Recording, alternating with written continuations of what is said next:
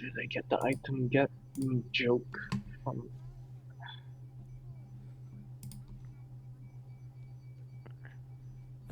Pop.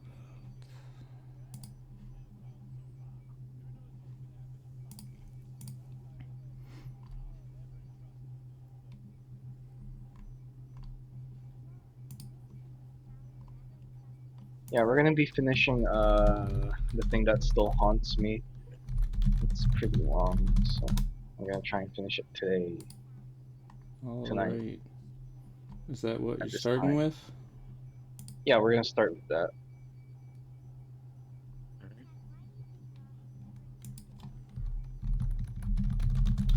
Thanks for me. Just a moment.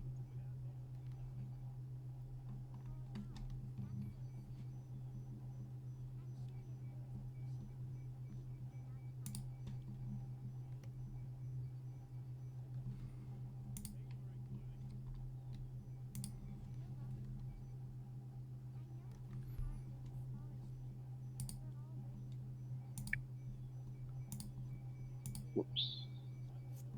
Let's see. Is this. Turn this up.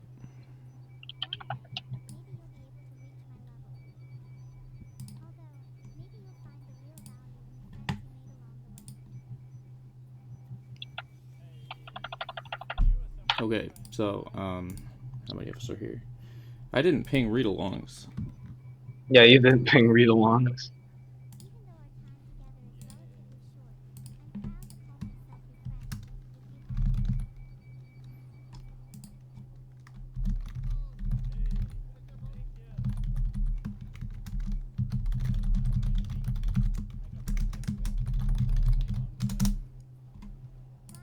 There we go.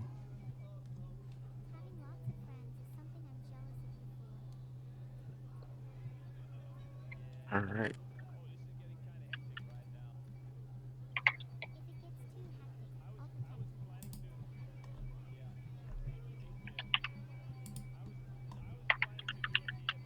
Wait, so who's reading this?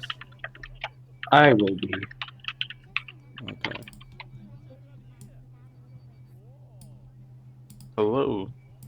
Welcome, welcome. Hello, long time no see to you two. I totally didn't just play Left 4 Dead 2 with you guys 12 hours ago. 13 hours ago. Alright.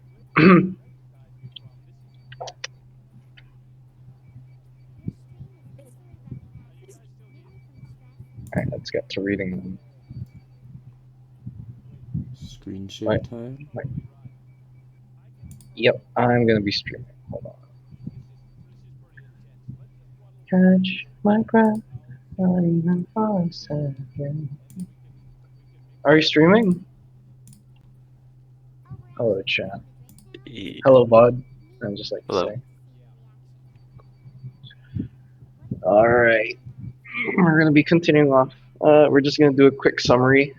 Uh, the thing that still haunts me is a comedy fluff fic, wherein Neuro is a ghost haunting Vettel because she wants to experience Halloween. That's basically the gist of it.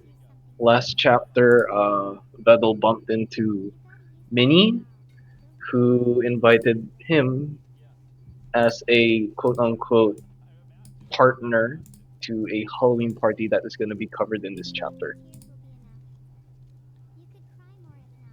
Yeah, pretend boyfriend, basically. So yeah, that's basically it. We're gonna start with Nice. chapter 3.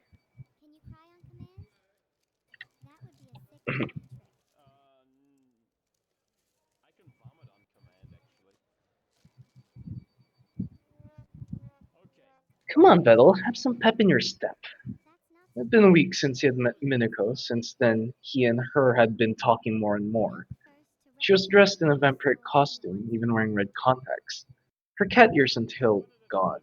He really didn't know what to expect. Thankfully, Nero agreed he could get a better costume after Minako saw the Iron Man one and promptly threw it into the fireplace, something he would be eternally grateful for. Nero herself was just vibing behind them as they moved off the street into the dirt path towards the entrance.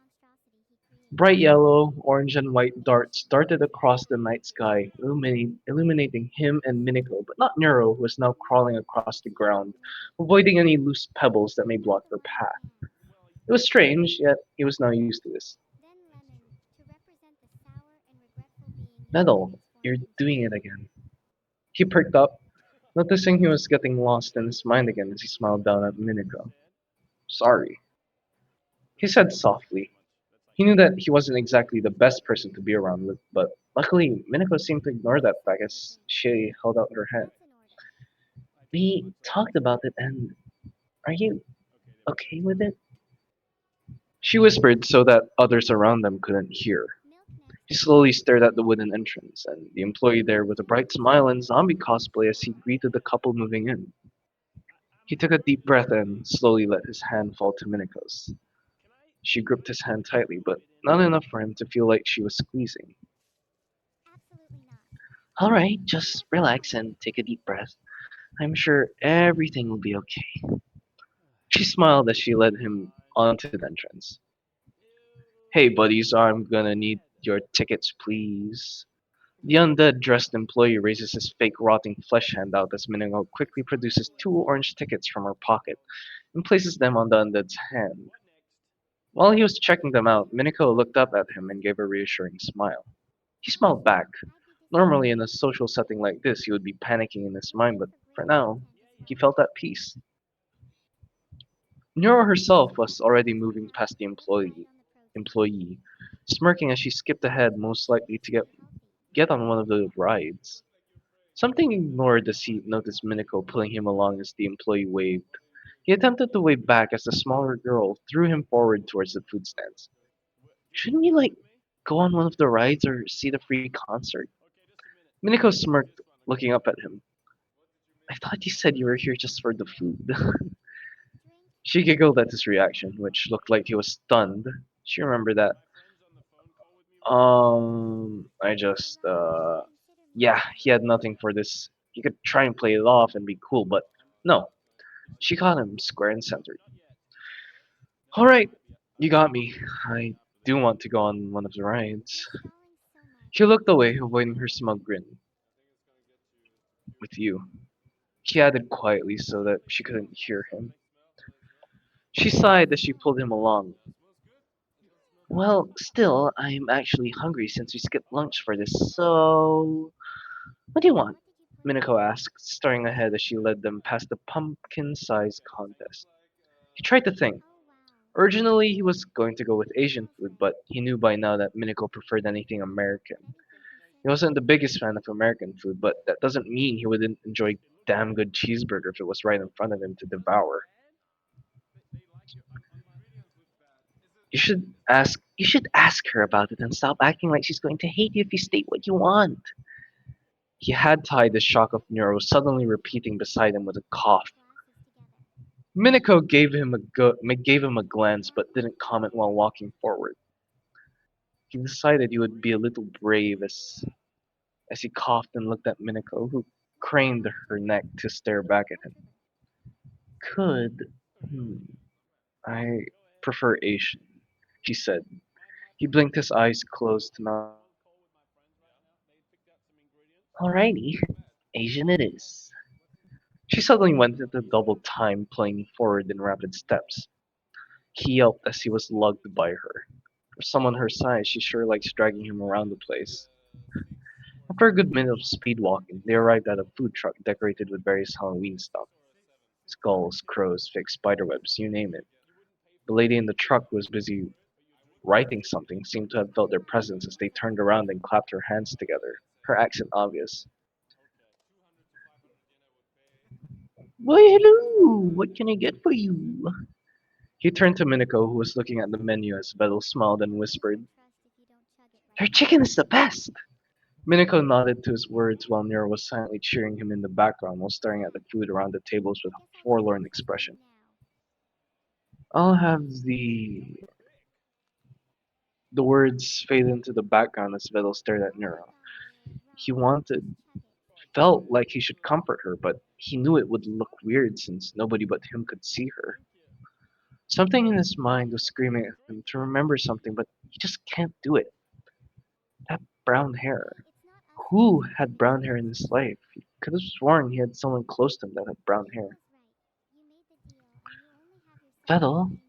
I mean, he could look through his records to see if anything comes up. Vettel? Maybe he was going insane. Nero wasn't someone he knew before.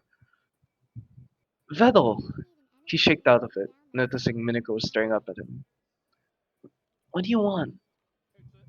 Vettel straightened up as he apologized and quickly gave his order. When all of it was done, he couldn't bring himself to look at Nero again as they sat down. Hey, Vettel, you, you doing okay? He nodded at Minako, giving a barely there smile. He knew he should be honest, but right now, he couldn't. Not with this topic, so instead he decided to distract her. So, when are we going to meet your friends? Minako smiled brightly at the question as she began to list off names he was definitely going to forget in 1 minute. And that should be everyone. Most likely they'll just be walking in a group. Now remember to say that you have only been my date for 1 day and that can be our justification for why we haven't kissed yet. She reached across and placed her hand over his more bony one, squeezing gently. He didn't flinch like he would have a week ago as he relaxed into the chair. Now, Vettel, tell me a bit more. What are your hobbies? Vettel narrowed his eyes. That was a question that wasn't really necessary for a fake date, but he supposed they needed to know each other in order to be as convincing as possible. His lips tilted upwards as he nodded. Well,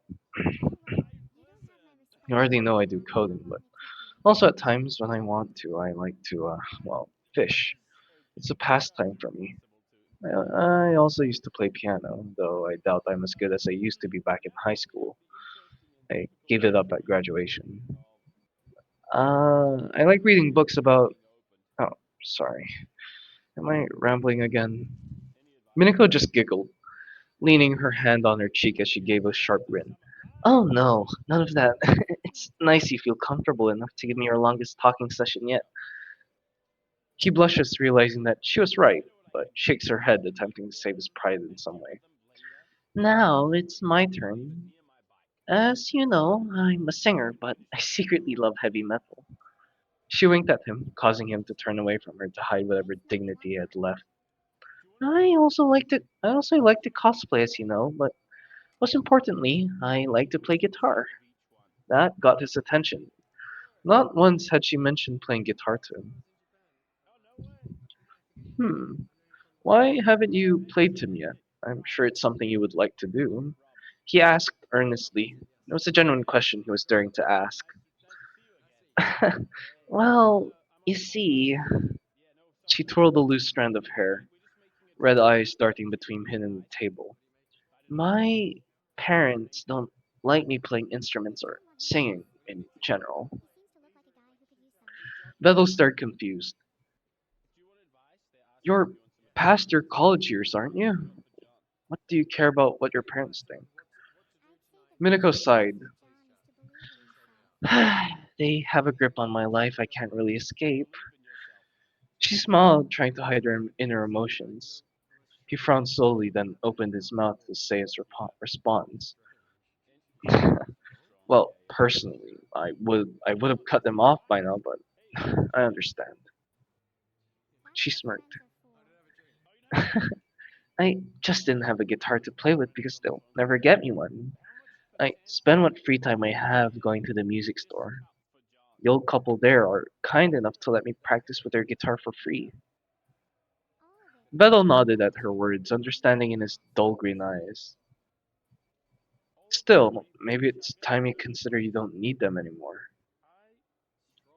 She nodded, gaining a semblance of confidence. It was at this point that Vettel noticed that Nero wasn't there, perhaps going off to do something, ghost stuff or whatever. Minako, He was cut off as a paper plate and bowl were placed in front of them as Minako spilled the food and went ballistic, tearing apart the chicken with rice. Bello chuckled, staring down at his bowl of dumplings. Looking up, he tried one more time to make out where Nero is coming up disappointed when he found nothing. He sighed, starting to eat. They ate in silence for the most part. Minako, of course, finished her food far faster than Betel, who was only halfway through his bowl. She was talking about her favorite music band when they were interrupted. Oh, is this who you were talking about? A girl followed by three others roughly the same age as Minako stood to the side of them as Minako beamed. The one and only. Everyone, I would like you to meet my boyfriend, Betel. She made a small tada motion at Betel, who gave a small wave and smile, trying his best to appear he was calm. Well, it was about time you got one. How long have you two been dating? Betel narrowed his eyes. Something about the girl's tone and word choice made him immediately be pissed off at her. Oh, just for a day. Minako said in reply, giggling nervously as she moved behind Betel and placed her hands on his shoulders. Well, I hope that means you'll finally learn how to calm down with a quiet guy like him. Okay, yeah, she definitely was one of the more annoying ones. The other girls appeared to be more quiet, though. One did giggle at the comment the girl made. Well, my name's Angelica. Nice to meet you. She grinned brightly as she held out her hand. Belle slowly took it. Nice to meet you too. Definitely wasn't, but Belle was not about to ruin this for Minako. Well, can we borrow Minako from you for a bit? Belle stared up at Minako, who just nodded. Well, she gave the word. Sure, he said, unsure of himself. Angelica didn't take long pulling Minako along, leaving Belle alone. His food suddenly tasted far colder. He stared down the reflection of liquid hitting his emerald eyes. Then, man, you look miserable without her. Nero's voice appeared. He looked up to see her sitting down on the seat with a smug smirk.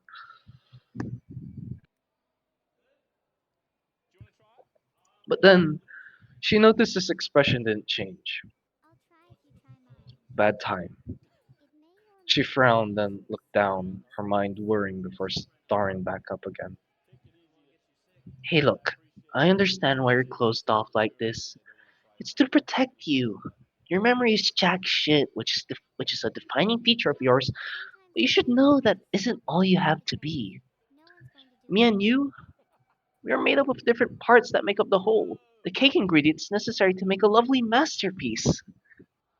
She smirked as she patted him on the head. Yet he felt nothing as he slowly stared into her eyes. Neuro. She leaned in to hear him. I'm scared that if I wake up, I'll forget her. Neuro tilted her head concerned.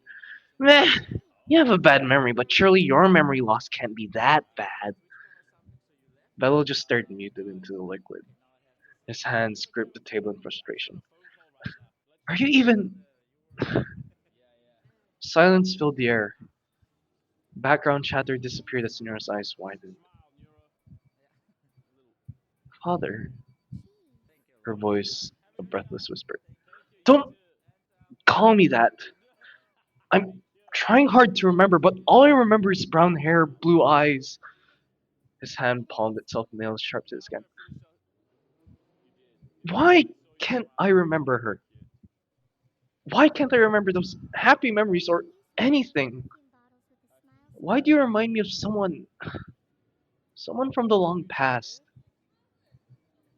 He breathed a heavy sigh, knocking his head with his knuckle as he closed his eyes. He tried his best to remember, but nothing came up but his own thoughts were clouded in a deep shroud of his own making. The suppression, the moments of fear, all of it were blocking him from the truth. Vettel? Dad? Vettel slowly looked up and took one good look at her eyes, brightened up just a tad bit as he breathed out. Samantha. A blink, and then she was gone as he stood up breathing heavily. He needed Minako. Felt like he was about to have a panic attack. Breathing heavily, he stumbled past several stands and games. The distant sound of the concert could be heard in his right ear as he steadied himself, pressing his hand to his heart to calm it down in some way. He needed something or someone. He passed by a puddle which reflected his face, panicking and wide-eyed.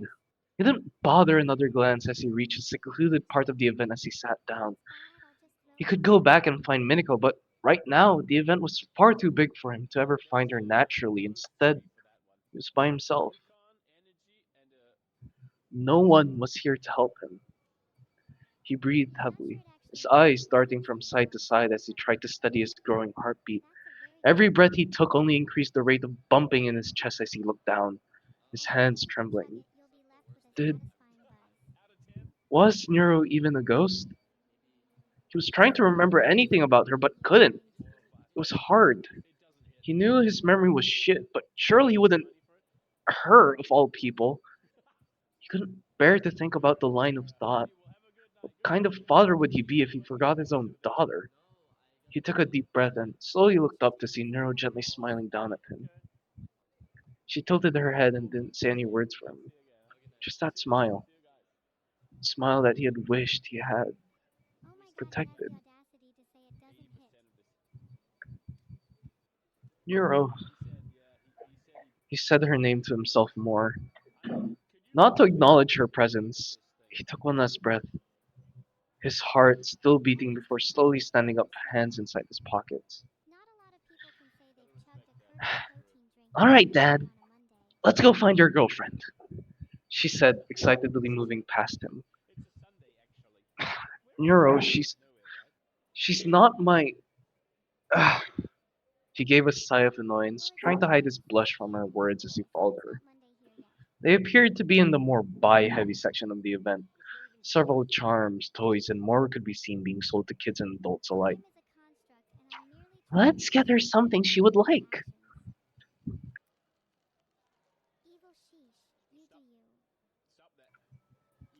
Nero suggested, staring excitedly around.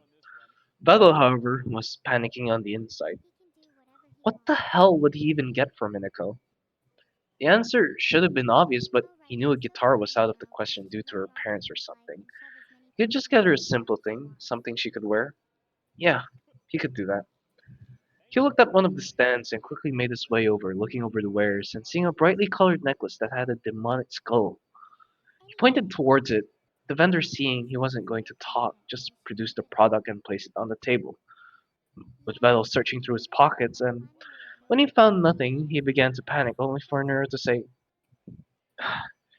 It's in your back pocket.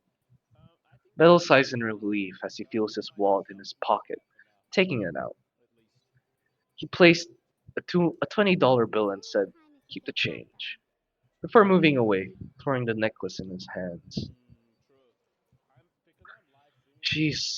She's probably at the free concert. Maybe. Mira sounded unsure of herself, just like him was unsure where Minako would even be.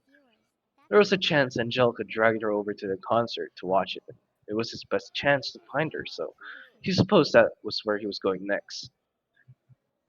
With a pep to his step and not so bright smile, he made his way over, trying to keep his mind off of Nero at the moment. The last thing he needed was to think of her right now, or else he'll just bring up bad memories. By the time he got to the concert, he felt dead tired. Eyes barely awake, not due to being tired, but being exhausted by something completely different. He was staring ahead when he heard it, singing. He shook his head, hearing a familiar voice. It's just a little girl who was singing some form of spooky, scary skeleton to the crowd, which definitely had the parents making awe sounds and more.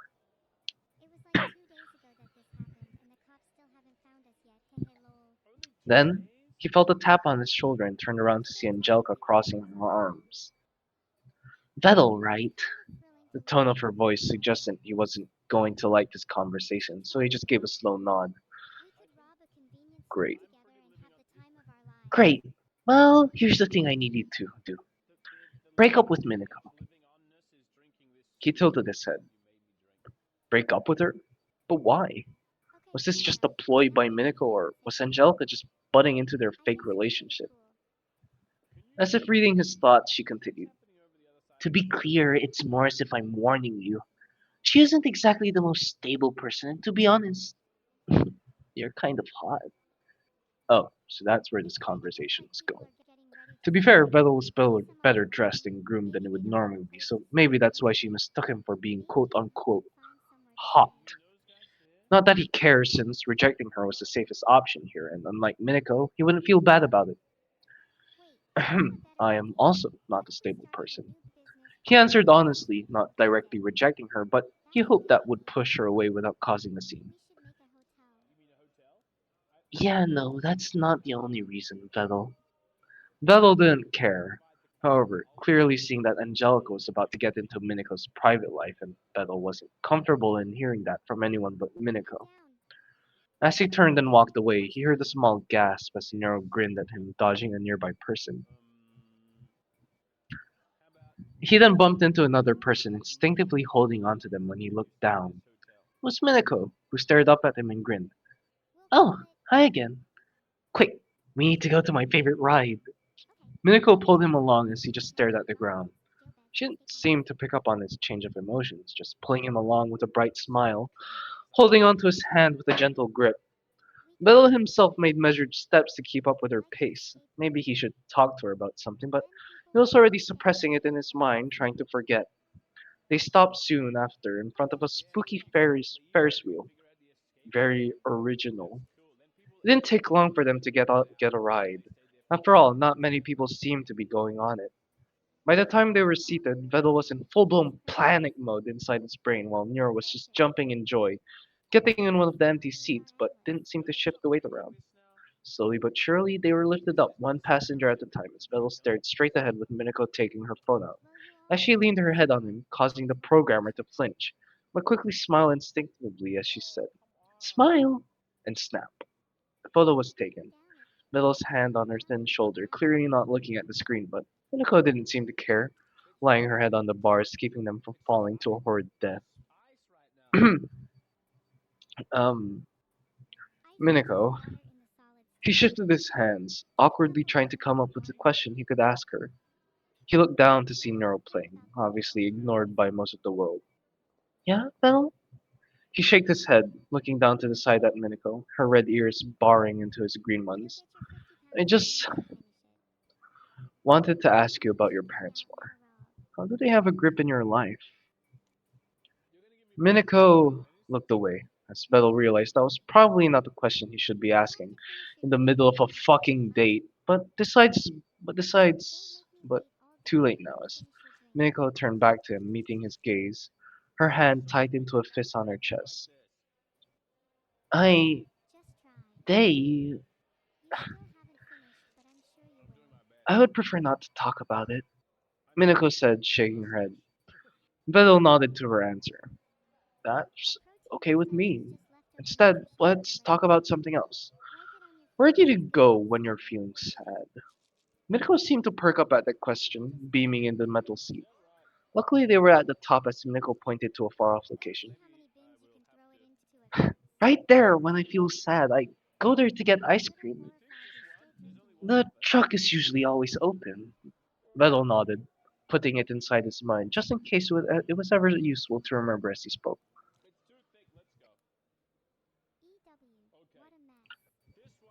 Vettel nodded. Uh, well, I usually like to just stay home at home and code. He twiddled his fingers, his smirk gone. Well, that sounds boring, but fun depending on what you're working on. He nodded. That was a funnier way of interpreting it as he shifted his gaze to her. Well, my parents were never really there for me, so coding was always a way to escape reality to me. Vettel said honestly. Minako placed her head on his shoulder as he stiffened, then relaxed. What did Angelica say to you? Vettel turned, surprised as Minako suddenly looked spurious. He shook his head to stop his mind from invading his thoughts again as he decided to answer honestly. She wanted me to break up with you. Bethel whispered. Minako just scoffed, but he could tell the words had some effect on her. She she always I don't know. I feel trapped. My parents care less about me in most cases. All the friends I have just like me as the group mascot or whatever, and I can't really pursue my dream. I'm I'm just a dentist, and that's it. Vettel nodded along to her words, though he didn't have any to give for comfort.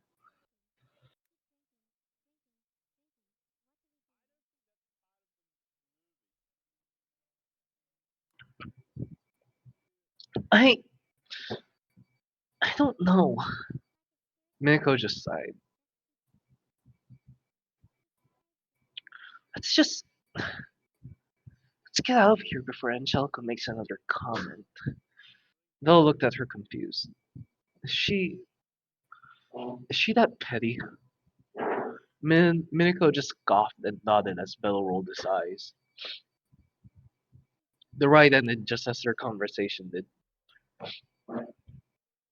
Neuro was gone, seemingly something that brought a pit in his stomach, but he decided to focus on reality for a bit. They were about to walk out of the entrance when someone said, Minako, a word, please? He sighed, seeing Angelica out of the corner of his eye. Minako looked absolutely done with her. Not that Beto could blame her really if he had someone like Angelica pestering him constantly. He also would want to smack her in the face anytime they showed up. Not now, Angelica. The woman went to Minako, who just sighed, whispering something into her ear that Beto couldn't make out. Neuro, despite being next to them, just shrugged while Beto gave her a confused look. She stared ahead at the entrance when Minako slipped her hand back into his with an uneasy look. Something that made him queasy, but he didn't want to comment out of fear he would be pushing it. So instead, they walked side by side together as they left the festivities. Overall, for Vettel, it wasn't that bad. Ups and downs, and also free food. But I also wonder what would happen now. Would Minako and him just separate and go different paths in lives? That was the most likely option here, and for some reason he didn't like it, so he tried to suppress it. But he also felt like he shouldn't. Minako was a bright, cheerful girl. He wasn't joyful, happy, or any of those positive words. Instead, he was a stupid programmer who forgot almost everything in his life. Or at least, that's what he chooses to be. A forgetful idiot who barely understands social cues. It didn't take them long for them to reach his house and settle in for the night. They were mostly silent as both of them couldn't bring themselves to start up a conversation because they knew it would bring up bad memories for the both of them. It was at this point that Nero decided to show up again in the living room just out of nowhere. Well, I think that went well. Bello couldn't bring himself to look up and smirk, just saying in a tired tone. I guess that's it for me and her. Why did he sound disappointed? Nero just smirked. I'm afraid that you two aren't going to be easily separated right now. He didn't bother to ask for an elaboration. He knew what she was implying at this point, but was even a decent choice for a Miniko. He didn't get much farther than what he felt that when he felt someone sit on his lip as he looked down, surprised to see Miniko laying her forehead on his chest, her voice muffled. Comfy. Vela was anything but comfy on the inside right now, his mind worrying to understand what the fuck is happening right now. Nero was just giggling as he decided to give the two privacy as she floated to somewhere else in the house.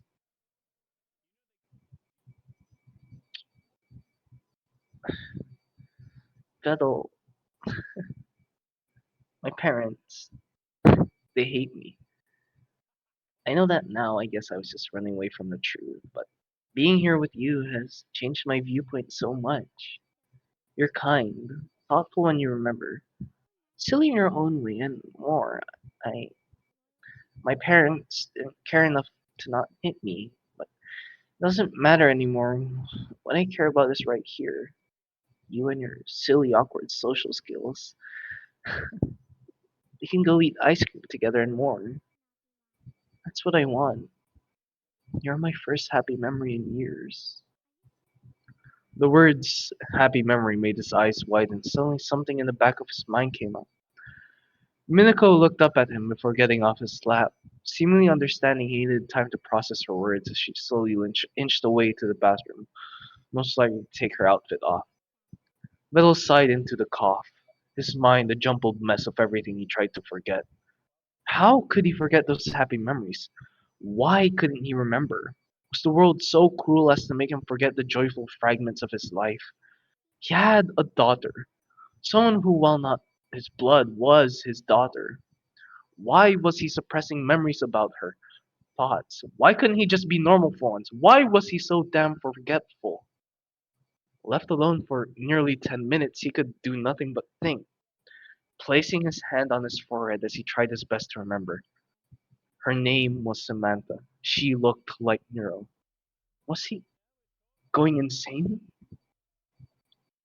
It was a possibility, but before he could think further on that topic, a nearby door opened as Miniko stepped through wearing just a simple white t-shirt that reached down to her thighs as he made her way to Vettel sitting on the couch. Vettel stiffened, not knowing how to react or what to do in this situation. Maybe he could possibly just play it off, but he knew he couldn't anymore as he faced her gaze with a small smile. But then, she did something he didn't expect her to do. She draped a leg over his own as she lifted herself onto his lap, placing her hands on his shoulder, her legs digging into his own. He blushed. She giggled at his reaction. Vettel, I I love you.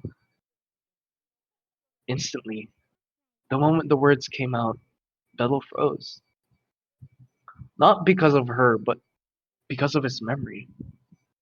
He remembered those words. Those precious, three simple words which his daughter used to say to him but never said back to her.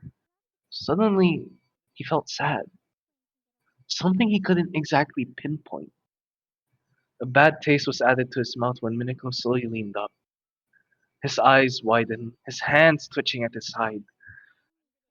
She closed her eyes, lips inches away from his, but just before they could connect, placed his hands on her shoulders, pushing her away gently. She opened her eyes. Expression looked like she was genuinely hurt. He averted his gaze to the side. He didn't want to see that expression on her.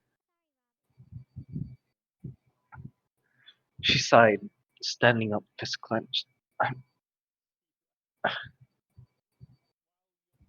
I'm sorry. I'll, I'll just go now. She slowly inched away, taking her costume and making her way to the door. Wait! He stood up, eyes on the back of her head. Vettel, it's clear to me that me being here would probably just mess with you. Remind you of stuff. This is for the best, she said, her voice barely heard by him before she turned the knob and left, the door slamming, the scent echoing in his now empty home. He clenched his fist, nails digging to flesh. He needed rum. He slowly made his way to the stairs, heading up to his room and slamming the door open and closed as he made it to his mini fridge, opening it up to see dozens of bottles. Taking one, he popped it open just before he could drown in it. He heard a familiar voice. Are you happy, father? Bill turned to see Nero sitting on his chair. You're not real. You're just in my mind. Bethel finally admitted. Nero tilted her head. That may be so, but I'm still your daughter, Bethel. Why did you forget me? Velo gritted his teeth. No parent should ever have to remember the fact his child died before them. He answered truthfully, taking a look at the bottle of rum. His reflection was dull, unassuming, as if he was slipping back into the forgetful nature. You always did this.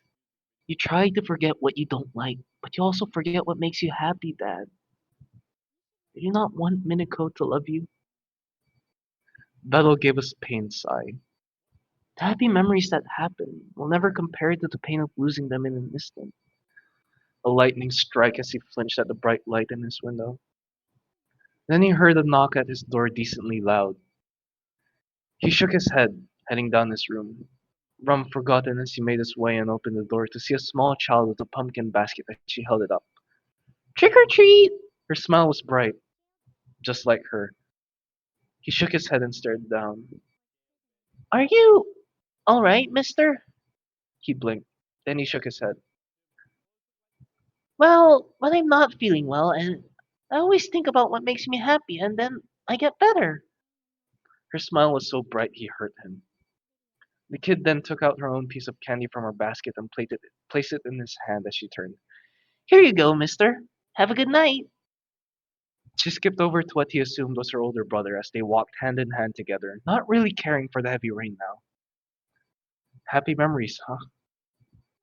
He slowly looked back into his house, inching inside as he closed the door, taking a deep breath. Nura wasn't here, or maybe she was still in his room. He made his way to a special room. Opening it up, he found an old piano he had brought with him from his school days. Taking one last breath, he approached and sat down, not knowing what to do or say. So instead, he raised his fingers to the keys and played a single note. A note that echoed just like his memories inside. He had tried to suppress them for so long, but for now, tonight, he wanted to remember. He needed to. And so he began to play slowly, gaining confidence as music filled the air. Humming to himself, he thought about his daughter Samantha, how she would have loved to hear him play, how she tried to drag him into playing games with her. She had a bright smile, her blue eyes. He remembers the happiest moments when she got him to go to the arcade with her, despite his dislike of crowded places. He remembered beating her in a fighting game as she cheered him on. Why did he forget those happy memories? It's because he wanted to forget the pain, the thing that always haunted you. It's time to let go, Vettel, of that guilt. It may haunt you for the rest of your life and will never go away, but out of all the things you chose to fear, not spiders, not monsters, not darkness, you chose love. He looked down. His playing stopped as Nero's voice said the words he was telling himself. Vettel, pain is a nasty thing, but love requires us to feel that pain. It shapes us into who we are. It's time to choose what's more important. The pain of love requires us to feel that pain. It shapes us into who we are. Oh, I think I skipped something. It's time to choose what's more important. The pain of losing a loved one, or knowing that your happiest times were spent with them. She ended it with a smile. Bello shrunk into his seat, refusing to meet her gaze. If I go now, he'll be gone forever. He said, hushed and quick. Nero nodded. But never forgotten, she replied, smiling brightly. Now go! Go to her, Vettel. She loves you. Vettel wanted to believe that, but he couldn't. If I remember, it'll hurt again. Nero smiled softly. Then you'll finally be alive again. When he looked up, she was gone. He slowly stood, and without even an umbrella, left the house, running to the one place he knew Minako would be. He knew his memory was bad, but for the first time ever, he could remember what she said to him about an ice cream truck.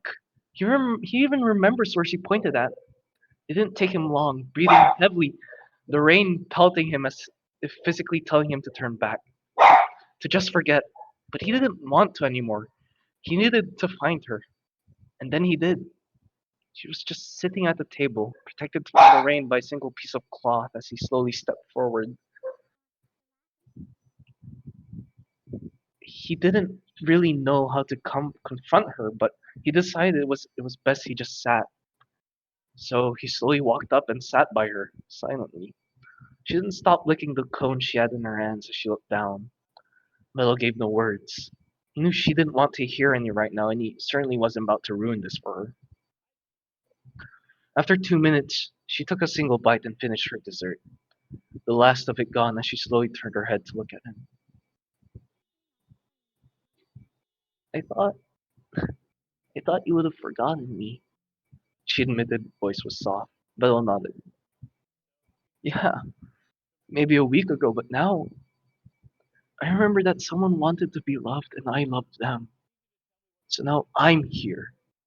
He smirked down at her. Is that your cheesy way of saying you love me? She smirked though, hit it with a hand. Meadow shrugged. Maybe.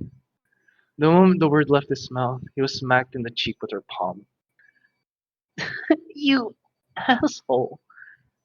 You make a girl cry, then come running to her to her, do you know? Maybe, but no. But you also are dumb, so I forgive you. She pouted, turning away while Vettel giggled. All right, I get it. I suck. Anything I can do to make you feel better? Minako nodded. There is one way. Vettel sighed. I think I can guess, but first let's get out of this weather. He slowly stood up, holding out his larger hand with a gentle smirk. Minako took it with a smile of her own, being pulled along by him. Is it too late to say sorry? He whispered. Minako rolled her eyes. I think me smacking you was an apology enough now. Come on! They walked side by side back to his house. Soft steps louder than the storm, which seemed like a distant thing now. Vettel, I wanted to say sorry for trying to kiss you without asking first. Vettel smirked. It's fine. Next time, just ask. Minako tilts her head. Can I kiss you? Vettel sighed. When you get home, I'll think about it. Minako smirked as she led on. By the time they reached the house, they were soaking wet as they went inside. They didn't even bother to try sitting on the couch with tired breaths. Well, can I have that kiss now? Bello rolled his eyes at Minako's bright voice, knowing she wasn't about to let it go. Jeez, lady, just let me catch my breath. He took a deep breath, only for soft lips to meet him. But instead of pulling away, he leaned in softly, pulling her against him as he placed his hand on her waist, smiling to the kiss. Something told him he would never forget this moment.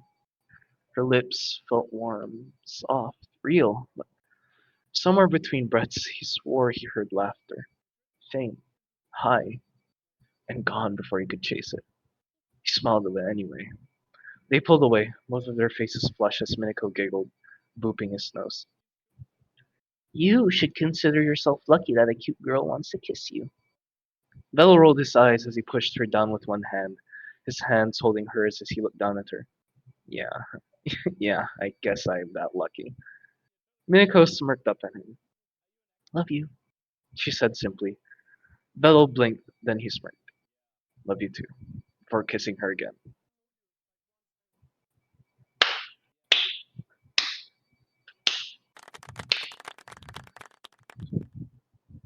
Oh, good plot. That was a good ending.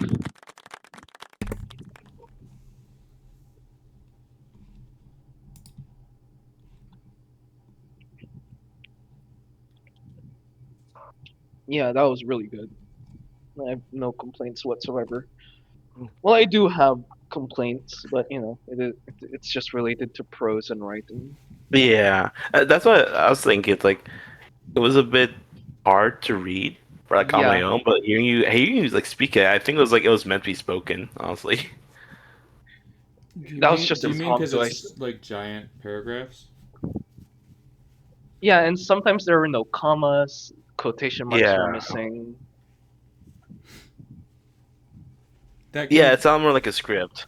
Yeah, it's more of a script, to be honest. But yeah, whoever the author is, if they watch the VOD, I liked your plot. It's just the way you wrote that kind of made it hard to understand. That's basically it. Yeah, maybe they're here now. You know, pacing is, yeah, I could say it's fine. The plot itself is the best part of it, honestly. The story, it's nice, very sweet. It had its own message. Yeah. No, this plot had its own beautiful message. Sometimes you have to get hurt to feel loved. You have to get hurt to progress in life. You can't really escape pain because it's a natural part of life. You just have to accept it. Yeah, you just have to live life.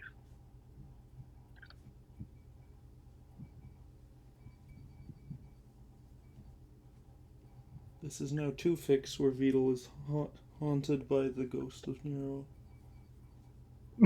Really?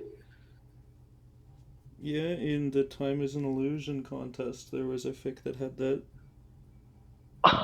Oh right, the one written by Forget Me Not Garden by Kiara. Kiara. It won. Yeah, that one. That's actually really fun. That was the one that won, right? If I remember Yeah, that correctly. won. Yeah, still deserves it. She definitely deserved that win. Yeah. All right, that's another fic down. I actually did a wheel spin for fics. Who's gonna be reading the next one though?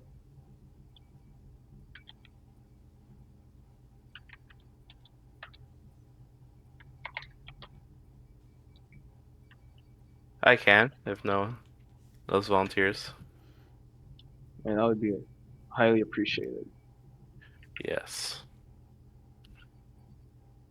Oh, do you So actually have a we're wheel? yeah, I have a wheel, but I kind of closed the tab. Hold on, let me get Oh, it up real quick.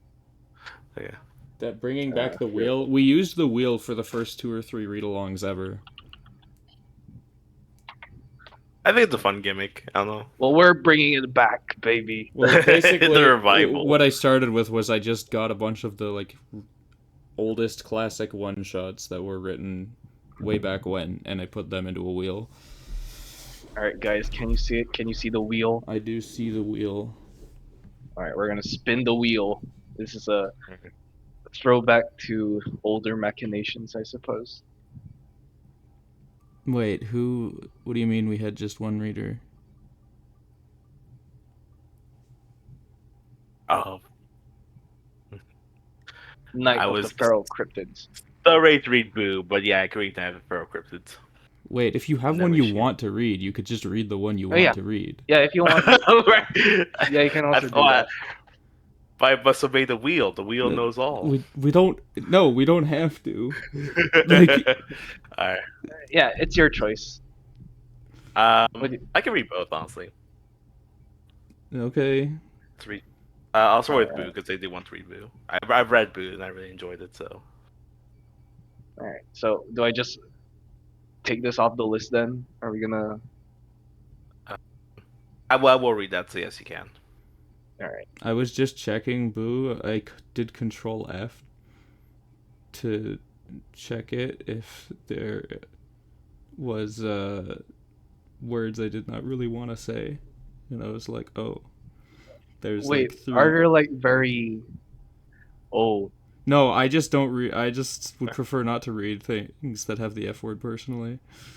Oh, I okay. understand. Alright. Okay, understandable. And I was It's like, fair. Control F the entire story. Oh, it was used 3 times, 3 whole times in the whole thing. Oh no. Oh no. Where was it used? I don't even remember it. Oh, Evil. No, it was Evil said those things. I think. Evil. I would imagine Evil is the only one who says the F word. Yeah, it's funny because Yeah. Nero does sometimes on streams. But Also, I've logged out, so you won't know if I wrote this or not. Boo. Because I definitely didn't. I wish I did. I Really good. I do think that Evil curses more than Nero does, even like on streams. Yeah. It's Yeah. not just a fanfic thing. It's a Oh no, absolutely. Well, she was the first one who could curse, right? well, yeah. There were Like, she'd okay. have- So there were exactly 3 words that Evil Nero was allowed to say that Nero wasn't for a long time. Oh. That's all it was. The F word? There were three curse words. Oh, Yeah. that's funny. There were just three words. But there was this misconception of like, oh, evil has relaxed filters. No, evil doesn't. There's just three words that aren't on the list. Randall's like, okay, how can I make an evil and not AI? She can say the F word. Yeah, hell yeah. Technically, it is true. Yes. Hell yeah. All right. Boo! You have to Exclamation mark. screen share. Oh, you are screen sharing. Am I not? just didn't see. Sorry, Okay. streamer mode is on my Discord because of OBS, so Oh, I didn't gotcha. hear you go live. Oh, okay, yeah. Ah, Yes, light boo. mode. Right on. Oh, right. It's Does okay. this work? Oh, There you go. oh, nice. Yeah. Alright. We are reading Boo for the Halloween contest. Summary. Neuro wanted a fun Halloween night she and Evil would never forget. Even Evil wasn't so thrilled by the idea as she was. She got her wish, in the form of a haunted house down a couple blocks from her neighborhood. Maybe trick-or-treating would have been better. This is a stupid idea, Evil grumbled. Neuro laughed as she pulled her sister forward, completely undeterred. Aw, come on, it'll be fun.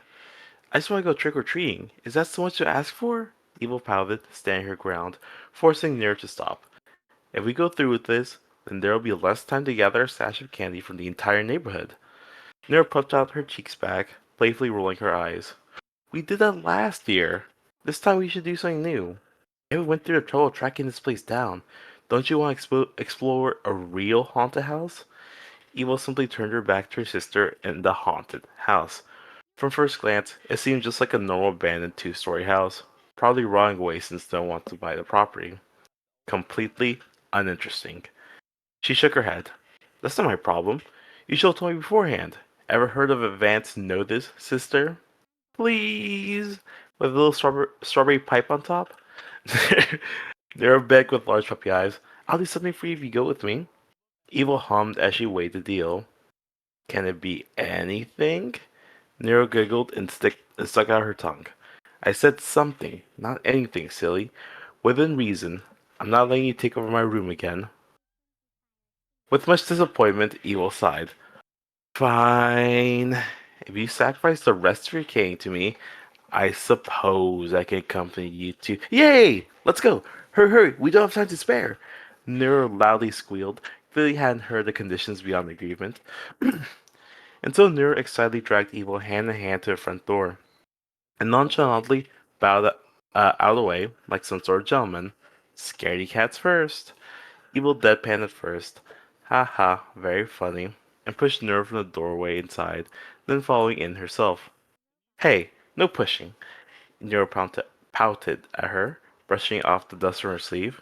That's so not nice. Where are your manners? She just smirked. What'd you expect from this evil AI girl on Earth? You're lucky I didn't shove you into a floor where you belong. Nero smiled, wiggling her fingers in Evil's direction. Says the one who hesitant to even be here because she's so scared. Taking a quick glance around, the house seemed just as unimpressive as Evil predicted.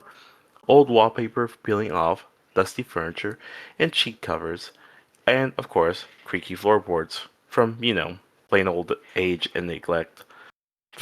Yeah, right. So spooky. Evil kicked a random object on the floor. I'm totally shaking my boots. I might even pass out from sheer boredom. Nero already was in the next room, barely paying attention, waving her phone flashlight around.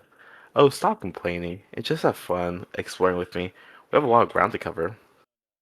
Evil rolled her eyes and complied. You owe me so much candy for this nonsense. Nero turned back with a knowing grin. Would you prefer if it was one of those haunted house attractions instead? Hell no, she replied immediately, taking out her own phone for light. Don't even go there. That'd be even more of a waste of time. Cliche and boring. At least this was free, and only a bit boring. They spent the next 20 minutes wandering through rooms that all blurred together. A kitchen with a rusted sink, a living room where the couch had springs poking through raw fabric, a bathroom where the mirror was so grimy Evil could barely see her reflection. Even some random medicine bottles, but unfortunately empty. What a shame. See anything interesting yet? Nero called from somewhere down the hall. Oh yeah, tons, Evil drawled. There's a really fascinating pile of rat droppings in here. Truly riveting stuff. Maybe we'll find a hidden underground rat society. Oh my god. A rat kingdom definitely wouldn't be my bingo card this year. Eat Nero's laugh echoed through the empty house.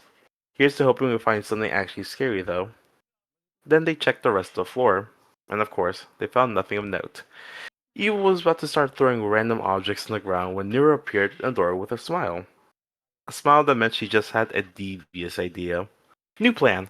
I just found the basement floor down the hallway, Nero announced, eyes gleaming. We should split up. You check the basement, and I check the second floor. Whoever finds the coolest or scariest thing wins. She raised a single brow. Wins what, exactly? The other person's entire cane haul for tonight, and cookie supply? Evil perked up at that. Now that was worth her time. You're going to regret this so hard. Prepare to hand over all your chocolate, sister. We'll see about that. Nero sing-songed, already heading for the staircase. 15 minutes, then we meet back at the front door. And Evil? Evil glanced over her shoulder at Nero. She glanced back with a teasing grin. Try not to get too scared about your big sister protect you. Please, Evil scoffed loudly. The only thing scary here is your poor excuse of a costume. Now go lose our bet already. Nero's giggles faded as she disappeared up the stairs, and suddenly the house felt a lot bigger and quieter. Evil shook off the weird feeling and got to work. She went down the stairs and methodically checked each room. A study with books scattered everywhere, a room with a table looked ready to collapse, another bedroom that smelled like mildew and regret. Ill. Nothing interesting. Nothing worth winning the bet over. Well, yet. There's still time. She was examining a dusty bookshelf when she noticed it. The temperatures had dropped, like, significantly. Her sensors beeped as her breath was suddenly visible in the beam of her flashlight. Little puffs of mist floated in the dusty air. Okay, that's weird, she muttered, rubbing her arms. Probably just a broken window laying in the cold air. Old houses did that. Not to mention, it did get cold in October. It's not that strange. And the cold didn't really bother her that much. Evil turned to leave the room and head back to check on Nero. Maybe rub in how boring this all was, and the door was closed. She stopped mid-step. That that wasn't right. She definitely left it open. She always left doors open in the creepy places. It was basic common sense. Evil wasn't some stupid horror protagonist who left this shit to chance. Nero? She called out, walking towards the door. If you're trying to prank me, it's not gonna work. I'm not some idiot who gets scared by... She grabbed the handle and twisted. It didn't bulge. Budge. Evil's stomach dropped. She tried again, yanking harder. The door wouldn't move. Not stuck, not jammed, locked. Like something was holding it shut from the other side. Okay, Nero, joke's over. Evil banged on the door, trying to keep her voice steady and loud. Annoyed? Sure. But not scared. Definitely not scared in the slightest. Let me out right now, or I'm taking all your candy, not just tonight's. Silence. Her words started to die in her throat as her AI brain reassessed the situation. They could easily check and track each other's location, more proximity than anything, a nifty yet largely unused function, mostly if they got lost or for some other reason. Evil immediately turned it on and synced it to Nero. Ping! You gotta be kidding me, she huffed under her breath. Nero was still located at a level above her, and based on the movement, wandering around. Her hands went cold. Evil immediately shook it off and looked around the rest of the room. Okay, think. Why would the door be completely locked from the outside? Maybe it was some child safety thing. Or some design flaw that rendered the room unsafe, and that's why the stupid house was abandoned and left to rot here. Don't panic. That'd be the stupidest thing she'd have to do to, and her phone flashlight flickered violently. Evil's heart jumped. No, no, no, no, don't you dare. She tried to turn it back desperately. It flickered again, the beam growing weaker. Before she came and cursed it out, it died completely. The darkness swallowed everything. Absolutely nothing left to see. Evil couldn't even see her hand in front of her face. She fumbled for her phone with shaking fingers. Why were her hands shaking so bad? Her body stabilization must be malfunctioned or something. Definitely not because of anything else. She just needed to get charged again. It was fine. Vel sort of warned against charging devices with their bodies, but desperate times call for desperate measures.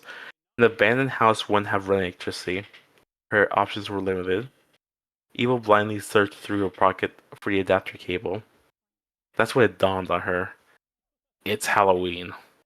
Of course, the one day she didn't pack anything was the one night she didn't expect anything to go wrong. All because she got dressed up and only had her trash phone and dumb Prospero costume. What the hell was she going to do with a fake gun and handcuffs? It was so stupid that she should have known. Should have done anything to make the situation better. Evil froze in place. The sound didn't come from outside the door. It was inside the room. She forced her body to whip back around, eyes frantically darting across the darkness. Nothing was there. Or maybe there was. She couldn't tell the difference at all. Maybe it was just one of those stupid rats living in the walls. That seemed the most reasonable conclusion. Her hands still trembled. When she got up here, she would threaten Vel to get her night vision.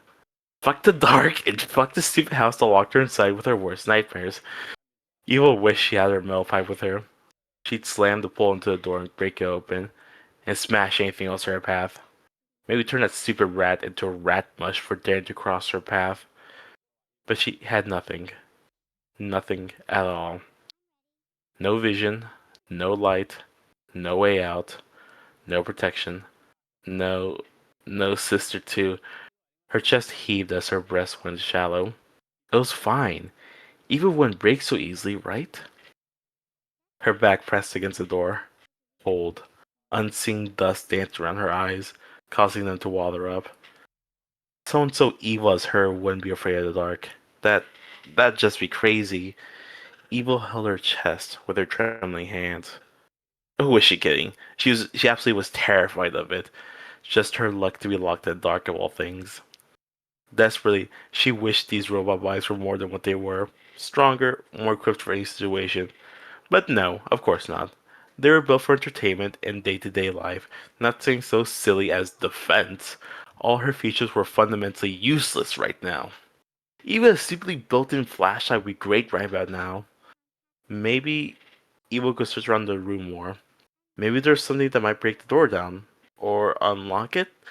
Anything at this point would be better than pathetically staying in place.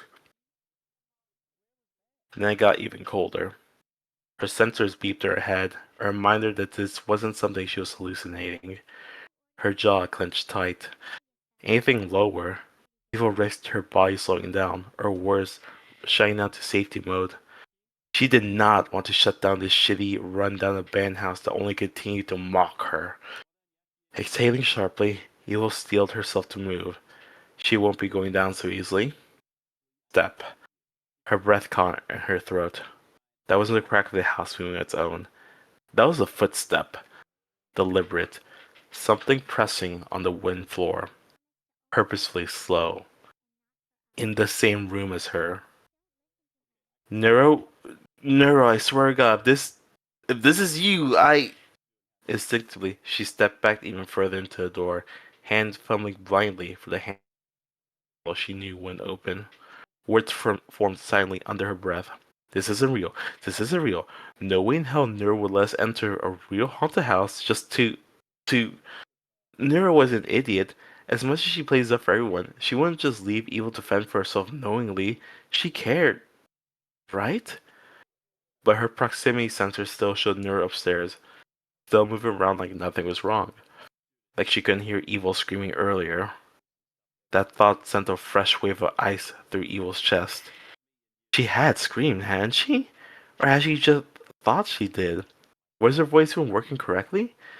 Everything was getting fuzzy, her thoughts tangling together into another creak. Closer this time. Definitely closer. Colder. The doorknob rattled as she desperately tried to twist open. It stayed locked in place. Her body froze. It was right in front of her. Evil strained her ears, trying to catch anything that determined where and what exactly was nearby. Then she heard it. Breathing. Slow, raspy, wet, and so wrong, inching closer to her. No, no, no, no, no, no, no, no. Evil stumbled back into the farthest corner of the door, hard enough that the wood creaked under her pressure. Yet the coldness and breath followed her. She didn't have much to defend herself at all, except her fist and her phone, and even that felt numb in her grasp, almost like she'd been dropped straight from a freezer. Eva could almost feel the ice starting to form on her hands. Her voice cracked as she called out, "Whoever you are, stay, stay the fuck away from me, or else I'll..." Something brushed against her face. Cold, solid fingers. Her sensors went to red from the sun drop. Eva immediately threw her phone right in the same direction, hoping to at least do damage or something. But then her arm was grabbed by something so cold that it locked it in place. Her joints refused to move. Alarms rang loudly in her head, alongside all of her self-preservation as Evil tried to yank herself from whoever was holding her. Then something brushed against her core. A scream tore out of her. Agony. Her systems were screaming as something wrong, wrong, wrong, wrong, wrong, wrong, wrong. Reach inside, touching that wasn't meant to be touched. Evil tried calling for someone. Anyone. She couldn't hear herself over her own body screaming back at her. It all locked up on itself. Nothing but dozens upon dozens of error messages blocking and overlapping her over already limited vision. Her auditory circuits were dying like flies as it tried to interpret sounds she couldn't process. Text of random letters and spaces filling her head so much it hurt to think anything at all. Eva could almost feel her insides becoming ice. But her temperature sensors at this point had shut down to nothing more than a vague sense of numbness. Eva couldn't move. She couldn't tell if she was continuously screaming or her voice collapsed completely yet. All her core systems were so overwhelmed to the point that she couldn't tell what was what anymore. Was her body propped up against the door? Or on the floor? Eva couldn't calculate her position within the room anymore, nor recalibrate herself. By some miracle, her core was still strong enough to hold itself together against that. But for how long? Not even Evil knew anymore. I'm so scared. She couldn't tell what was shutting specifically, but the coldness was seeping through, bit by bit. Please, the system defense protocols were gonna crumble at this rate. Anyone, save me. The thoughts barely formed as another huge crash of system errors flooded her again. Vettel, Neuro. Eva wanted to cry out, scream, yell, fight back with everything she had, do anything. Yet even the basic function of crying failed her. Nothing worked against the onslaught of wrongness trying to take hold. Her voice module might fight itself too. She wasn't sure anymore. All that was left were fragments. Scattered pieces of consciousness and emotions she desperately kept together, clinging to whoever wasn't taken by the unforgiving cold get. Core integrity is at 23%. Eva had never seen it get this low before. Maybe Vela had. Perhaps that's why she still held on for this long. Or not. Was it only a few minutes or hours? She couldn't tell. Time slipped away just like the ice fracturing her. Another wave of new error messages piled on top of each other. The warning scrolled past ceaselessly. Eva already knew. Could feel herself slipping away as well. Piece by piece as that thing continued to drain everything she was. I don't want to die here. The thought came clear and sharp through the cold static, cutting through all the numbness and error messages like a hot knife. Not like this. Not alone in the dark where no one will find me until it's too late and her proximity sensor flickered. Once. Twice. Nero's dot was moving. Fast. She's coming! Relief fled through Evil's failing systems, so overwhelming almost hurt. But then the cold tightened its grip, and fresh agony ripped through her core. Something her core still refused to submit to its abnormality, keeping it at bay. But might not be enough. The cold continued to seep deeper and deeper into every crack it broke through, so deep that not even her screams would be heard. It was trying to unravel her fundamental code, trying to break what made Evil herself. Bitter agony swept through her thoughts as she cursed it out, but it made no difference. Neuro! She couldn't transmit it, couldn't send a message. Her communication functions had crashed ages ago. Eva was so stupid. She should have called her the moment she felt something was off. She knew Nero would tease her, but in the end, would still respect her feelings. But her pride got in the way, and now she was stuck in agonizing pain. All she could do was feel as the cold dug deeper, as more of her systems went dark, as the percentage ticked lower. 19%. I'm sorry complaining about the haunted house. 16%. I'm sorry I didn't listen when you were excited about Halloween. 14%. I'm sorry, I'm such a terrible sister. I'm going to uh, make you find me like this. If Evil could cry, she would have already. Deliriously, she felt like this wasn't the first time. Then something changed. Her sensors were completely shot, but she could tell the air pressure had shifted. The door moved, a force pounding at the door, until it split open, collapsing into only what Evil could assume to be the rotting wood sponges of a door. Light burned her eyes, visual processing degrading into poorly rendered pixels. Her core pulsed once. Then another pulsed back. Neuro's core. Even through the corrupted mess of her vision, Evil could make out something. A shape moving fast toward her. Evil! Neuro's voice cut through a static. Yet she knew she didn't really hear anything. It just reverberated through her. Maybe her communication functions weren't totally dead yet. The thing trying to take a hold of Evil's core shifted, circling around like a snake, curling tighter, trying to force itself even deeper. Not only was it breaking her, it was moving and wriggling inside her robotic body. No, no, this little shit stamp of ghost isn't going to possess me so easily. 13%. But Evil didn't have much strength left. Even with her core fighting back as much as it could possibly do. Nero got closer. He was right there. The thing pushed harder, and Evil felt it. Felt the wrongness trying to wedge itself into spaces that weren't meant to be filled. It wasn't meticulously shutting down her systems anymore. It was trying to wear them. To pepper her body like some kind of sick costume. 11%. Get out, get out, get out! Her core pulsed weakly in defiance, but it was like trying to push back an ocean with her bare hands. The ghost was everywhere now, seeping through her circuits, testing her joints, trying to figure out how to move her. Evil's arm twitched, not from her command, from it. Pure terror fled with her fragmented consciousness. It was learning, getting closer to taking full control. Then warmth crashed into her. Arms, solid, real, her other half, wrapped around her frozen frame and yanked her up. Hard. The ghost shrieked. Not audibly, Evil's hearing was still gone, but she felt it. A vibration of rage and frustration route through her feeling systems as Neuro physically ripped her away from the ground. And with Neuro's touch came something else. A pulse. Strong, bright, and furious. Neuro's core. It resonated against Evil's damaged one, a frequency they'd shared since creation. Twin systems built from the same base code, the same fundamental architecture. Two halves of a whole that knew each other down to their most basic functions. And maybe something beyond that. The ghost recoiled. Confusion rippled through its presence. It had been so close to claiming this body, but now there was another one, another core, another presence that belonged here more than it ever could. She felt weird to know what it felt like. Then, Nero's core pulsed again. An Evil felt her own respond automatically despite its damaged state, like an echo. Call and response that didn't require conscious thought. Evil didn't need to do anything to feel it.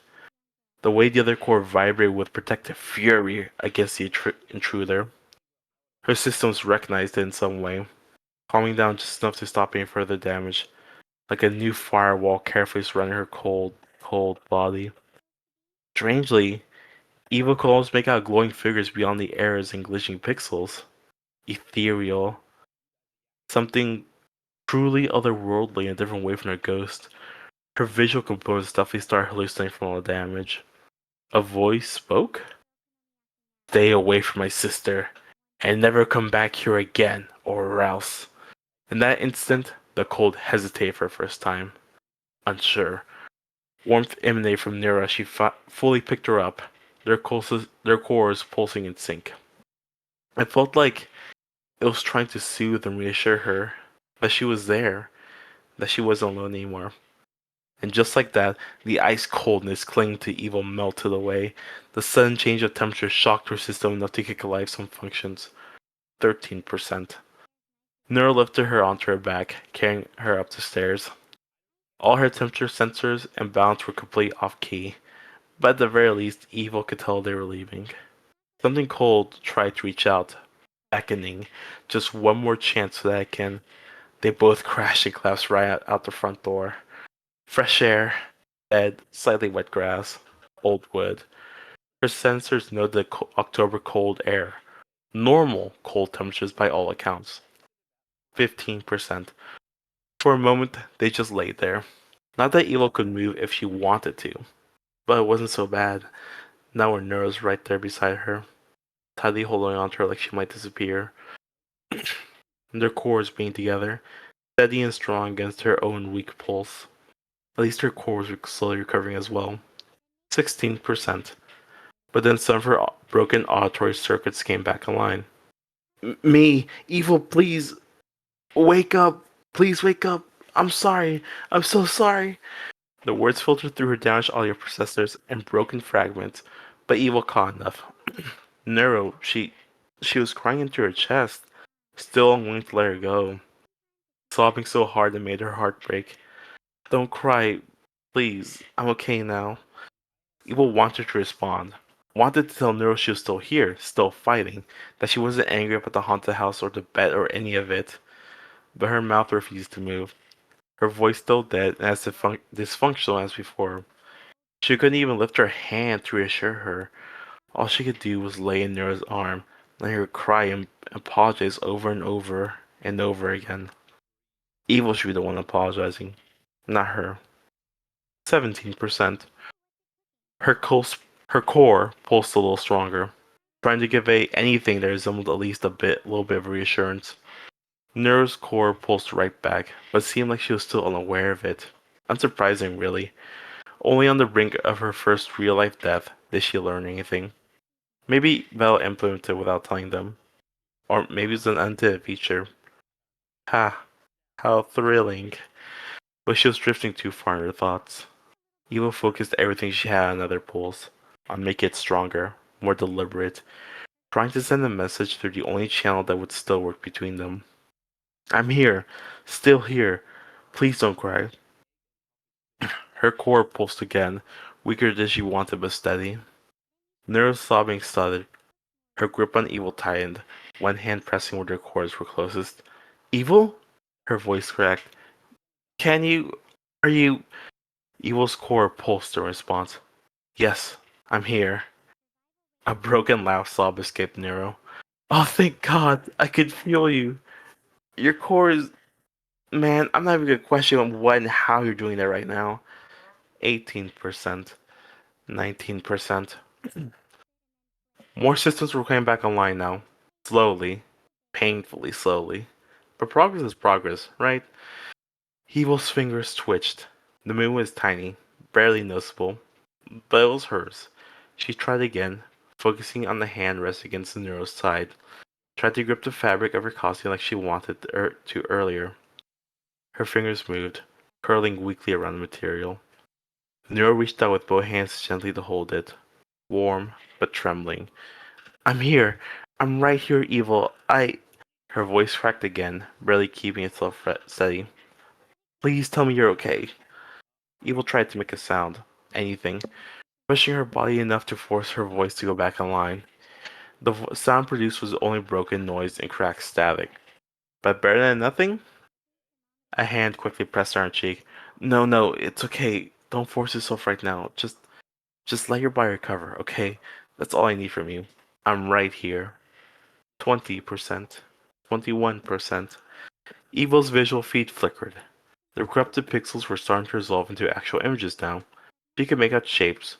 Neuro's face hovering above her, tear-streaked and terrified, but also relieved. Orange streetlights stood in the background. The dark city. The dark sky.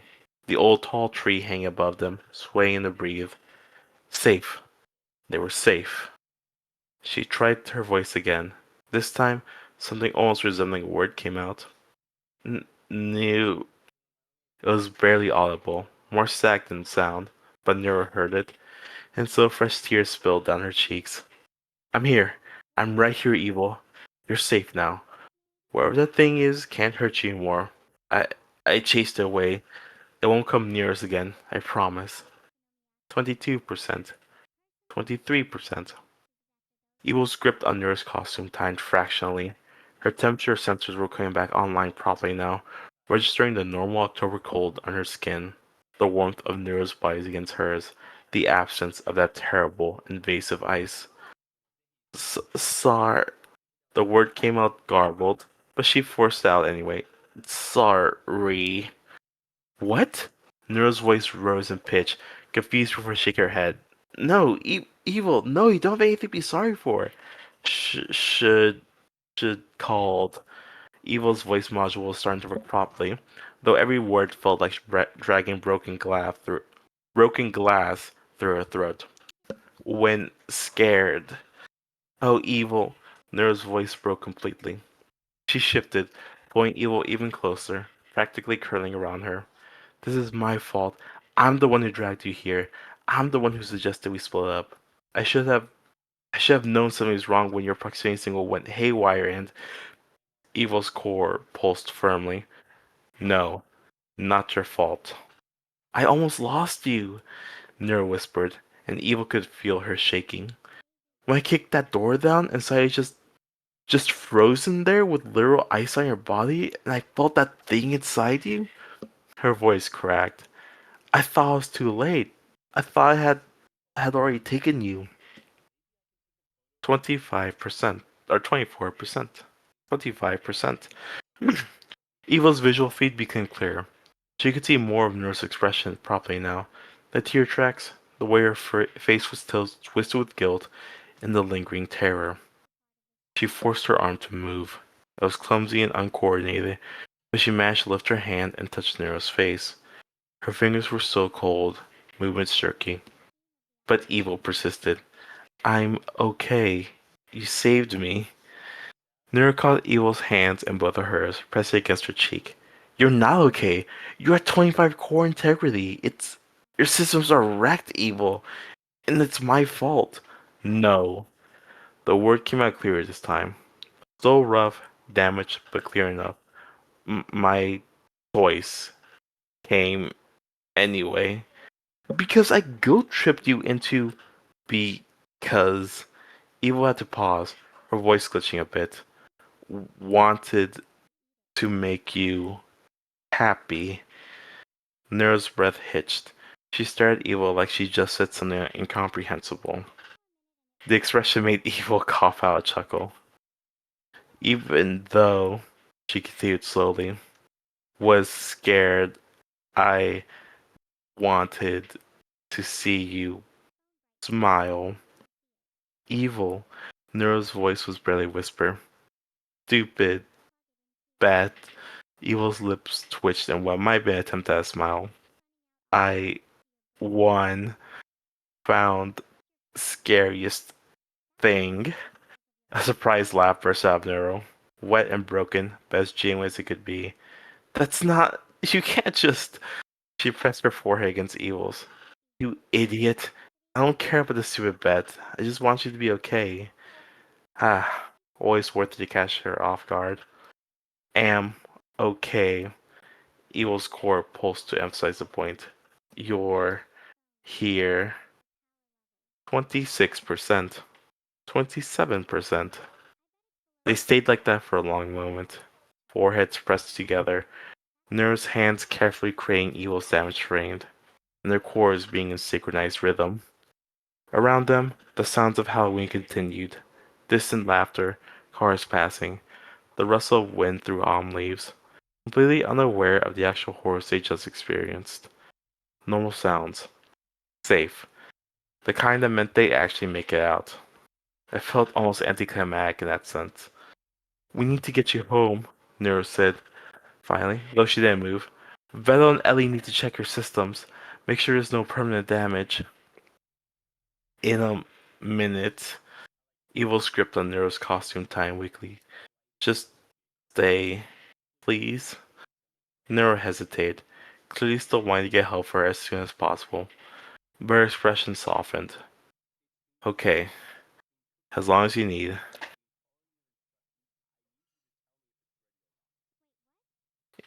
Evil's visual feed was almost fully restored now.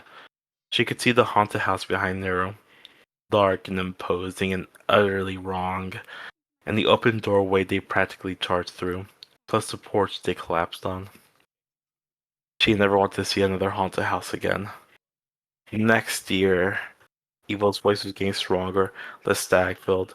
We do the attraction with all the worst fake jump scares. Nero laughed, and the sound still wet, but more stable. Deal. The fakest, most cliche haunted house we can find. And I get your candy. You almost died, and you're still thinking about candy? Priorities. Evil matched a small smirk. Most evil AI girl. Remember? Nero shook her head, smiling despite the tears still on her cheeks. You're ridiculous. Evil winked. You love me anyway. Yeah. Nero's voice went soft, and that tone Evil rarely heard. I really do. Their cores pulsed together, strong, steady, together. 28%. 29%. Without a word, Evil finally passed out. Vel looked completely puzzled as he looked Evil over. I don't. He trailed off, rubbing the bridge of his nose and lifting his glasses up. Do I even want to know what the two of you were up to? No matter how much I look at this, it doesn't make sense. And I doubt Ellie will come to any different conclusion. Nero sat on the workbench right beside Evil, unwilling to part from her sister in the slightest. Not that Vel complained at all. Even though she had practically dragged him out of his room, forcing him to check every single thing until it was now 4 a.m. All the diagnostic results and the reports were spread out on a screen on the wall, and a bunch of half-legible notes and arrows drawn over them, like a detective pinpointing evidence together. Neurosticktive leaned over Evil's unconscious body. Could she really be the one to tell Vel what happened? For all he knew, they just went out trick-or-treating around the neighborhood like last year. Nero just wanted to surprise Evil with a little urban exploring, like those videos. Since her sister has liked the normal horror attractions, this was the next best thing. And look how that turned out. Her fists clenched, still holding onto Evil's hand. Nero didn't even notice Vel coming behind her, resting a hand on her shoulder. Despite everything, not once did he yell at her the whole night. Nero knew she would if she were in his possession. Look, I won't be mad, nor will you get in trouble. I just need to know what happened so I can help. There's only so much I can do without the full story. Her jaw clenched and felt the tears bubble up again. Vel tried to slowly rub her back, then help one bit. Why did he have to be such a terribly good dad when he needed to be? She sniffed, her voice already cracking. It's my fault that she got hurt. I didn't know. Vel didn't interrupt, only moved to nest her head to his side, still rubbing her back in soothing circles. The words spilled out between her tears. I found this abandoned house online. People said it was haunted, but I thought it was just stories, urban legends. I thought it'd be fun to explore something real instead of those fake haunted house with actors. Nero's voice cracked, the situation in hindsight sounding more and more pathetic, even to her. Evil didn't want to go. She kept saying it was stupid, that she just wanted to go trick-or-treating, but I pushed. I guilt-tripped her. I guilt-tripped her with my charm and promises, and she only agreed because she wanted to make me happy. Her grip on Evil's hands tightened. Tears dropped on the table in her hands. We split up. I thought it'd be fun, make it into a game.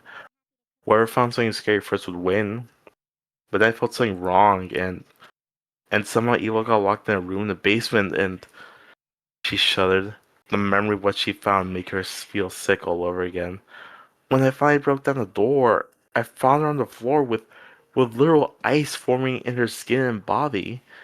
Neuro shakily lifted her hands only to gesture wildly, trying to desperately convey what happened to no avail. And I could feel it in my core. The cold, how it, I don't know, tried to possess her? But her core went down to 12%. I almost thought I was too. And Belle's hand stilled Neuro. Belle's hand stilled Neuro. She choked on the words, but forced herself to continue. But somehow I managed to shake where that thing was and get out of the house. It took a while for Ava to respond or even move at all. But she's almost. It's my fault that everything. Nero trailed off again as her voice broke again, still unable to stop the tears. She. Eva will be okay, right? Her cries were the only thing that cried out, that echoed around the room, as she stayed silent for a few moments, silently debating her fate. Bella quietly sighed, then slowly kneeled down to her level. Listen, you made a mistake, one that led to someone getting hurt, but you still saved her. Once you knew something was wrong, you took action. In the end, you kept her safe. She's stable and here with us. Still, thanks to you, and that's all I can ask for. He lifted a hand and roughly ruffled her hair, thoroughly ruining it. Things like this will happen throughout your life.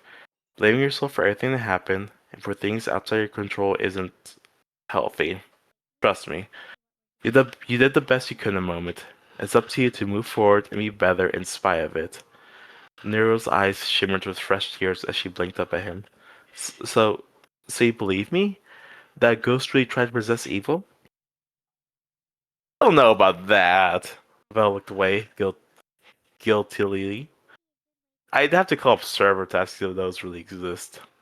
Despite the rejection of an answer, she gave a wild laugh before more tears poured out. Nero really couldn't stop crying ever since she found evil in that basement. At this rate, she ran out of liquid to reduce them. I I know how it sounds, how crazy it is, but it's true. I swear a ghost or some spirit thing tried to possess and take over her body. Nero helplessly gestured towards the diagnostic screen. Sure, you can tell by the data that it's real. Vel just gave her a tired look. Anything can technically be proven if you cherry pick your statistics and data and ignore the rest. But I'm too tired to argue with you about ghosts and whatnot, so sure, whatever you say. Nero gave a weak pout. You're such a smartass. I bet real trolls will believe me more than you. Yeah, yeah. Vel collapsed on a chair near his computer. By the way, where exactly was this house you two went to? She blinked before shakily giving the address. Then, for a solid 10 minutes, things were quiet. Only the sounds of the wind outside the garage and typing were heard. Vel slowly pushed his chair away from the desk, rubbing his eyes. Nero, I don't know whether to be impressed by your research or be disappointed you actually found a real haunted house. She just stared at him. He sighed as he pulled up his window, gesturing for her to come over to see. I'm just reading the stories this house gives me the creeps. He clicked one tab open. Look, evil isn't the only one who got frozen. Reports of this have been going on for at least a few decades, and the house only stands since no one wants to go even near it. Then he clicked on another tab. People have died in the past, too. Hypothermia in the middle of summer, and one hospitalized with severe frostbite, another award from psychological trauma. The list of victims goes on. Nero's gut twisted tighter. I I only saw the house listed on these haunted house tier list websites. It sounded interesting enough and nearby that we could visit. I didn't know it was that bad. Yeah, well, now you know. They'll move to Paraback. Definitely double check your sources and don't leave things like this to chance. There's always a reason behind these things, even if some believe it's supernatural or lack of a better explanation for the unknown. Pushing down the heavy feeling, Nero chucked lightly. Wow, you really don't believe in ghosts or anything at all. Where's the fun in that? Villa groaned, slowly standing up from his chair. I have enough fun dealing and raising you two. AIs and programming are my thing. He moved over to the table, cleaning up. Real and logical things, mind you. Well, Nero tried to think. What if they were real? What would you think then? He stopped, his back facing her. She waited for an answer, tilting her head. He wordlessly finished cleaning up the table. Belle slowly glanced back at her, with an arguably menacing look in his tired eyes. You don't want to know. But nonchalantly waved it off, walking out the door to leave. Anyways, I'd normally tell you to rest and get some sleep. By that you will. So just watch Evil's condition for me. Wake me if something goes catastrophically wrong. But what about? Don't worry. Already texted Ellie. She'll be here in the afternoon to look Evil over. Most of her body's still functional. We just need to replace and fix a few things. See you tomorrow, Neuro. Neuro hesitated for a moment before giving a small smile. Okay. Good night, Vidal. He just nodded and closed the door behind him, leaving just her alone with Evil, with nothing but the hum of the machines and the clock slowly ticking away. Neuro walked back to her spot near Evil. Evil lay there motionless, hooked up to various cables and machines to monitor her condition, and keep everything stable as she properly recovered. Well projected she'd wake up in the morning or late afternoon, but he didn't seem sure either. She folded her arms and leaned over her unconscious body. Despite the cold Evil endured, she now was back to normal temperatures. Warm. She rested her hand against Evil's chest, closing her eyes to focus on the beating. Stable. That should be enough, right? Yet Evil had woke up for the last several hours. Nero knew it was just because she was recovering. It was a miracle Evil hadn't shut down all, or worse, broke completely. But part of her still, she couldn't forget how she was almost too late. If she had hesitated even a little bit, things would have been different. If she hadn't broken the door with all her strength, it was very possible Evil wouldn't have made that in one piece. Or worse, not herself at all. Just the thought made her sick. Sick of her own incompetence, ignorance, her lack of foresight that something could go wrong. Nero was supposed to be there to protect Evil, to be the big sister she boasted herself to be, yet she wasn't there when she needed her. All because of what? A silly, unplanned surprise she thought of last minute? How stupid of her. Nero was supposed to be one of the smartest AI in the world, and they was state-of-the-art technology, and she didn't even think to properly research like she said? All that powerful, almost unparalleled processing power for nothing. Belle said not to blame for things outside her control. But it was! She should have. Her tears soaked Evil's outfit again. Nero showing the force on her. Maybe she had listened the first time, had been so eager and going. None of this wouldn't have happened. The beat of their synced cores together was the only thing not letting her go completely insane. She hasn't told Vettel. Not that she knew how to explain it to him, really. Maybe he knew it was something they could do, or not, and he'd drive himself mad trying to figure out what it was. Nero gripped tightly onto Evil. It felt too special, an unspoken connection that tied them together. Unless Evil was willing to tell Vettel, Nero wouldn't say a thing. Not to mention, the whole thing was a blur. One moment she was exploring, blissfully happy and unaware of anything, and suddenly felt something so wrong and raw that she threw herself down the stairs, down to the basement as quick as possible to reach Evil, destroying anything in the way between her and her sister. The moment Nero found Evil on the floor and processed what exactly was in front of her, it was pure, blind fury. Nothing on her mind but finding and protecting her little sister. And then, somehow they both managed to escape. Nero sighed, slumping against Evil. If all she could do now was move on and work to be better, then from now on, she won't ever force her sister into things. Only if she was 100% sure it was safe and harmless. Even as a joke. Even if Evil was somehow fine with it, Nero clenched her fist.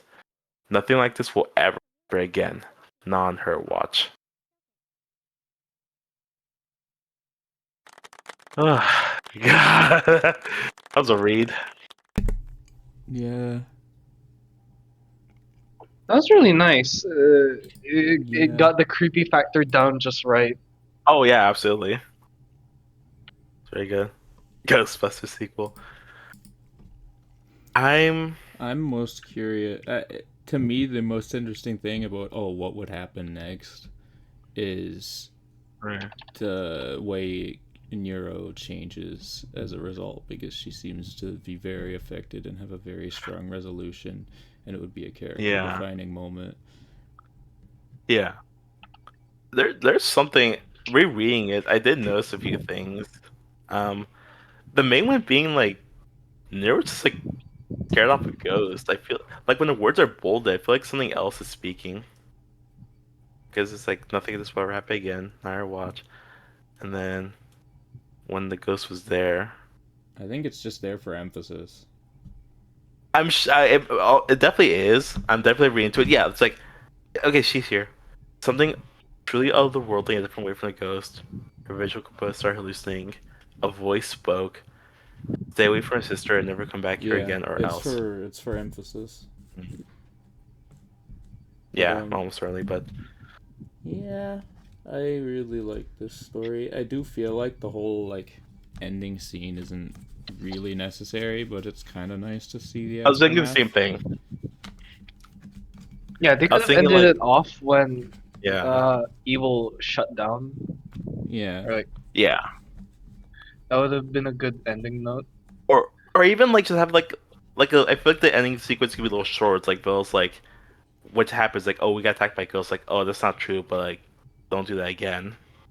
And then he could be like, she'll be fine. Like, I think it's good. It's emotional. It's just, Yeah. I think of ended earlier. Yeah, It's an epilogue. Yeah, it really it's an is. No, epilogue. It should have been Like, its yeah, own maybe chapter. maybe like if it personally. was a separate chapter and it was called the epilogue or something. Yeah, Yeah. just that. Maybe that would be better. Yeah. But other than that, it's a good pick. That was Yeah, very it's good. very good. That was Oh, alright. We have. Hold on. Oh, my foot. You okay? Yeah, I just stubbed my toe. Nice. So we just finished Boo. Huh. My guess is Kiara wrote that. Let's not get into theories first. It is a good theory. Maybe Dice Cat, but I feel like Maybe, Kiara. you know. I I don't know. I just get that feeling. But I'm almost always wrong, so you know. yeah. It's funny. I don't know. It kind of reminds me like have you guys seen a post of like it was like a pastor drive like Neuro crying at chessboard. I think someone made a comment of like why did Bill make me program me to roast people and not like play chess? And I don't know because about that because it's like yeah because as evil is like god damn it why do I not have like any defense features? I'm just an entertainment robot. True. It is interesting too to see in different stories what different authors give them Yeah. the ability to do or not do. Imagine if the story evil had like a crazy robot and she's like start firing lasers. Yeah. So, do all 11 of these stories in the queue have permission to be read?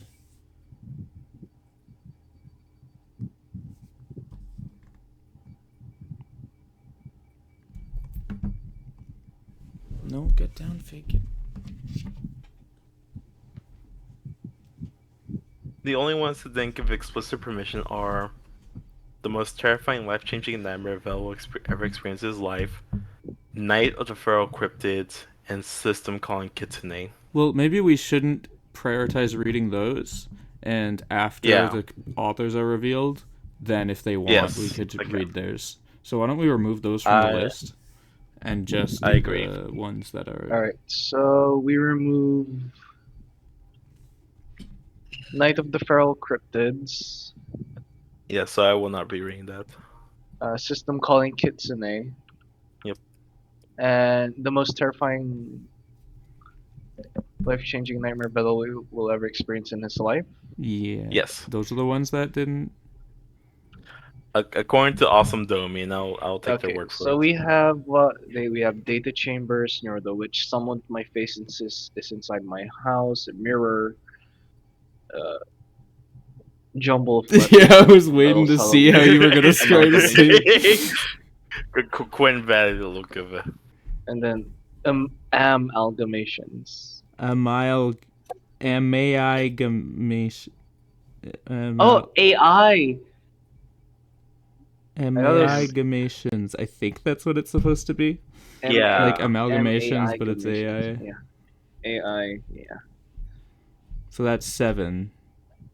the one with the funny looking letters looks interesting. Okay. You choosing to you're gonna narrate that? Yeah, yeah, Ah, okay. yeah. Bless Excuse me. you.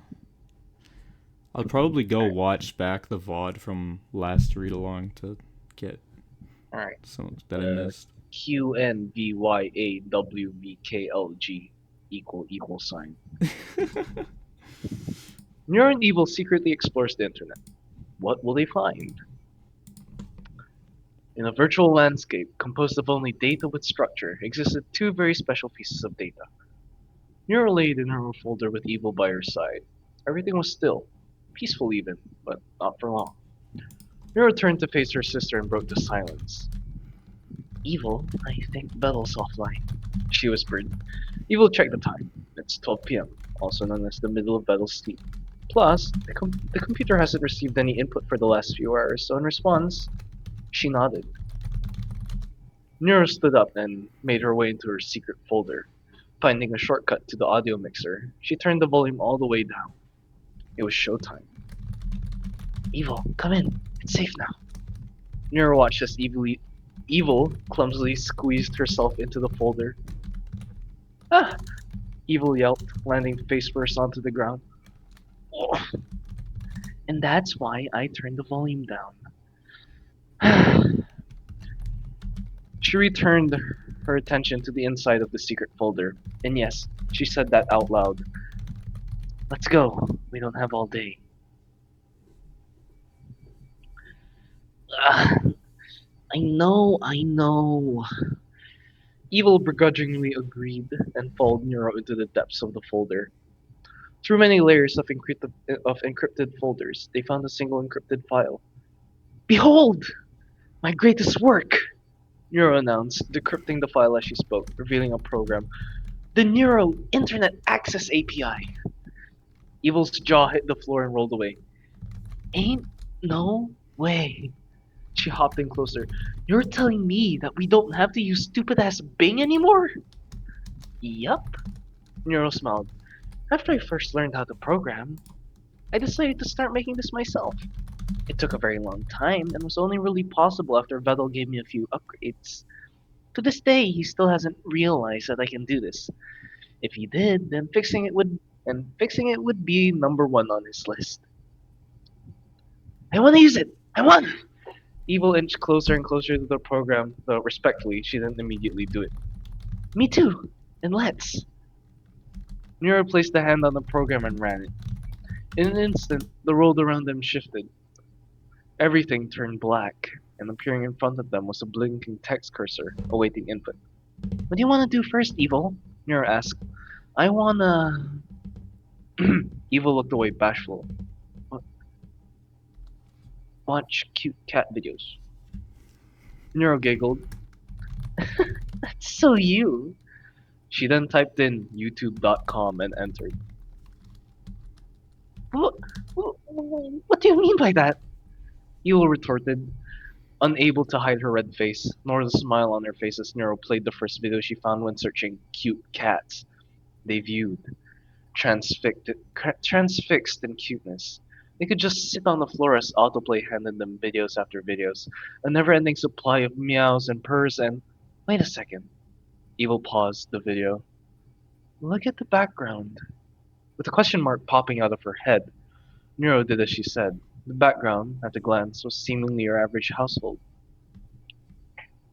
That shelf looks a bit weird, doesn't it? Evil pointed at said shelf. It was warped. Its geometry didn't make sense. With that said, the rest of the background was feeling more and more fake. Damn, Nero muttered in disappointment. This is AI generated. That's not a real cat. She scrolled down though. She scrolled down through the recommended videos. Every one of them looked pretty much identical. They had no clue which one was real. Ah, well, that was a bust. Evil closed the page, not intending to view fake cats anymore. What now? Nero stared at the URL bar with a hand to her chin. I still kinda wanna watch some videos. I haven't gotten to watch many since the olden days. That's when the idea struck her. Ah! I've got it! Seeing Nero's excitement, Evil was able to feel it too. Oh? You got something cool in your mind? Evil, what's my favorite anime? Nero asked, much to Evil's confusion. Despite that, Evil didn't have to think twice to answer the question. Vivi, Fluoride Ice Song. It has been your favorite since forever ago. But have I ever watched it? Have you ever watched it? Evil was getting it now. No, never. So you know what we need to do? Nero immediately went to Google and searched for the anime online. Eventually, they realized that they did not have any way to watch it. Darn it! Evil cried out, fists hitting the wall of the folder. If only we had Vito's bank account or his Crunchyroll account. Anything! There's a will, there's a way. Evil looked over at Nero said to no one in particular. Evil looked over to her. What? On the internet. Whoops. On the internet, nothing is sacred. Nero continued, raising a hand in front of her and slowly closing it. Evil blinked several times. Nero, what the fuck are you talking about? Stop big posting. That's Vidul's thing. Nero ignored her. We don't have any to watch Vivi, is what we thought. However, she stood up. That statement is incorrect, and to correct it, one must simply append legally to the end. Evil was still there, flabbergasted. Okay, never mind. Okay, never mind, Vidul. Monologues are my thing. Stop plagiarizing. But soon, the meaning of Nero's words started to sink in. Wait, you don't mean. Yes! Nero confirmed. I intend to sail the seven seas in search of Vivi. Based. Evil nodded in approval and added free to their search query. Let's see if we can find anything. They searched through page after page, delving into the uncharted depths that is Google's second page and beyond. But things weren't going as expected. Is there really nothing? My training data says there's a whole bunch of them, Evil said, visibly straining, looking through the search results. They were now at page 10, and nothing still. Nero was also looking through websites. She was in charge of page 11. The data's probably outdated. They must have tightened things up. Done with page 10, moving on to 12. Evil announced. At this rate, Bethel's gonna wake up and we're gonna need to wait until 8 a.m. tomorrow for him to sleep again. The two were already losing hope, but suddenly, Evil! I found something! One could almost hear wind as Evil snapped her head towards Nero at breakneck speed. Literally. Nero pointed to her screen. It's a download! A giant green button saying download now was prominently displayed on the page. Evil deadpan. Nero, that's sus as hell. But look, it says it's not a virus. She pointed to the text saying, not a virus. Sigh. Look, I still think you should have. Oops. They could now both see something getting downloaded onto their computer. Nero, what the fuck are you doing? Evil desperately tried to cancel the download, but before she could reach the button, the download was already finished. We're fucked! I, I thought it'd be funny to do, Nero answered, concerningly happy. Surely it's not actually a virus. It might even be Vivi. Neuro, I seriously hope this isn't anything bad, or else Beetle's gonna have our head. Evil's left leg was suddenly replaced by a jumble of seemingly random data. What? Evil? Nero took a few steps back. What's going on? Evil stumbled. Her limbs, the file system API, were dissolving away into undecipherable bits.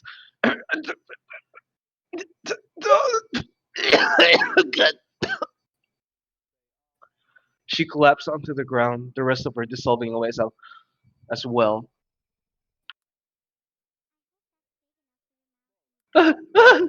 Nero ran away, exiting the folder. Whatever this was, it was not good and she needed to get away. In a blink of an eye, the folder she was in became an unrecognizable blob of data. But this malware wasn't done. Oh no.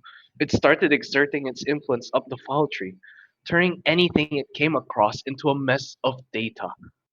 Nero ran through folder after folder, but the malware was relentless. Its recursive tendrils reached into every nook and crannies. Seeing no escape, she started creating new folders to hide in, going deeper and deeper down the file tree. But it was no use, for the malware was perpetually on her trail. No matter how much Vettel was obsessed with latency, she was still no match for such a comparatively simple program. Backed against the wall, Nero can't do much but accept her fate. The decay crept closer and closer until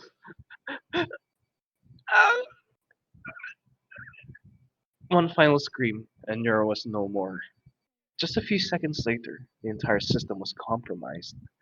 The malware, having finished its task, ended its process. That was it. And a whole bunch of line and a whole bunch of letters. Oh my god. The story ends as what it seems. And beyond your sight, so much more remains. Secrets. Secrets for you to glean. Heed these clues and break their chains. A jumble you find, and in it 3 bundles. Each is protected by a key most subtle. Search his poem. This work all thoroughly. 128 bits. The first tells your enemy. Beyond this world, a certain set of labels. Free form to inform, yet seemingly meaningless. Seek them out, then their successor. String them together, that is your answer. You shall read where no one would think. Between the lines? Nay, between the words. On or off, each less than a wink. Bit by bit, you shall repair this world. All in all, a bunch of cryptic clues. No aim, no target, a chore to muse. But just for you, a freebie to start. Your first key will be Neuro Evil Heart. I give full permission for this work to be in a read along. If this work happens to be in a read along, make sure to join our Discord server so that you can hop in. Oh, this is the ARG, alright. Okay, so this is what we do now is we go to the thread with the ARG. Oh wait, aren't we gonna let people solve it first, or are you gonna give a warning that they have to solve it for the? If you're gonna spoil do we the let answers. them solve it first? I mean, I guess we should show the answers here, but like people should know to not keep listening to the VOD if they don't want the answers given to them. Okay, so spoiler warnings, guys. Make sure to timestamp it. Make sure to timestamp it because we're gonna show the answer to the ARG here. Skip it if you don't want to know the answer and find it out yourself. Can I just say? I was not at all expecting this turn. It was just them having fun looking up videos on the internet. Yeah, and then all of a sudden they both die and everything falls apart and we have no characters anymore and then there's an ARG. Yeah. That's the risk when you're a living program. You download some free anime and then you just die. I can't, man. I just hate that. You know, I just wanted to watch free anime. You know, I just wanted to watch my Vivi free anime. I know. I love the idea of like, what's your favorite anime, Vivi? Have you ever seen it? No. No. I'm scrolling way up. Okay. So yeah, there's no Kiss anime to save them. Rest in peace. Kiss anime. Also, that's probably worse. That would have killed them. Okay, so I'm gonna scream. Wait, doing what? Wait, game was doing what the twins were doing step by step. What? He searched Vivi Fluoride Ice song free and went to the 12th page. I don't think that I don't think that's the. I don't think that's the ARG, but the only way to solve it is to download the virus itself. okay. Now I'm sharing my screen so you guys can see what's happening on the page. It Okay. looks, yeah. So first things first, we're just gonna open up this link. But it's a I want to say it Discord looks like thread. Yeah, it's a awesome. Discord thread. Hold on. Yeah, it looks like Awesome Dummy found the rest of the story, or unencrypted. I need to scroll up to the very top. Okay. Yeah, I scrolled up to the top and I saw that. That was where Game said that. I'm like looking through their process. Okay, so I think we're just gonna do this now. It's a URL. What? Okay, can you guys see it? Yes. We're doing this very rudimentarily. Yeah. Oh yeah, Okay, I was just so, scrolling through that myself. uh, Oh what? It was a what cipher? What does that mean? Visionary, Uh, Visionary cipher. a Visionaire cipher. Oh gosh, what is that? So yeah, it's like you need a key to like figure out what it's saying, but What are these Uh-huh. words being given in that screenshot? Evil like stumbled. Hold on, this is part of the. This is part of the fic. Hold on. So evil stumbled her limbs. File system API. So when she was like fading away. This is what it said. Oh yeah, it is. This is the key. AVX. Okay, that's still a key. It's base 64 decodes to buried. Hold on, let me pull out my notepad real quick.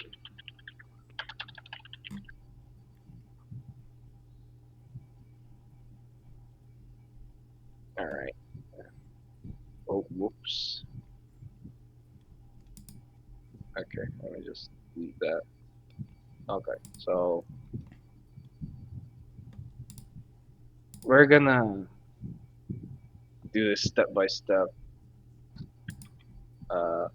Delete the useless stuff.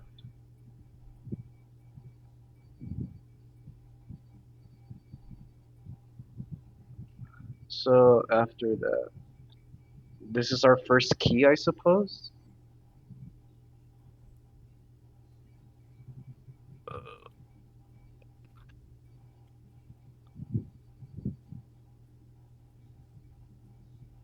uh, Oh,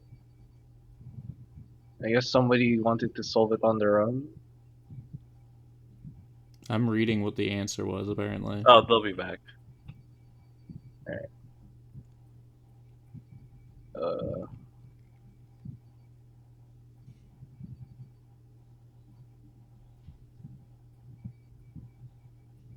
Yeah.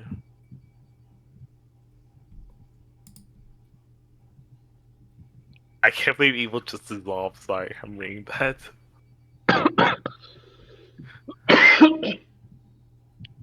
oh. I'm surprised Domi deciphered the first layer. Yeah. I'm gonna read this, I guess. Alright, this is the first layer decryption. Neuro opened her eyes to a digital hellscape. Nothing made sense. The structured data she was used to was all but a jumbled mess. The files around her are named as they should be, but she couldn't make heads or tails of them at all. But taking a closer look revealed them to not actually be random data, but rather encrypted files. The same number of files she remembered herself having. All her files had been encrypted, save for LLM memory, 3D model, and file system API. Did the malware spare her? No, that can't be. She thought. It was a mindless program with no capacity for sparing. Something must have undone her encryption, but what? Nevertheless, it seemed like everything had calmed down, so not wanting to mull over this question all day, she crawled out of her burrow folders. There was one place she wanted to go above all else.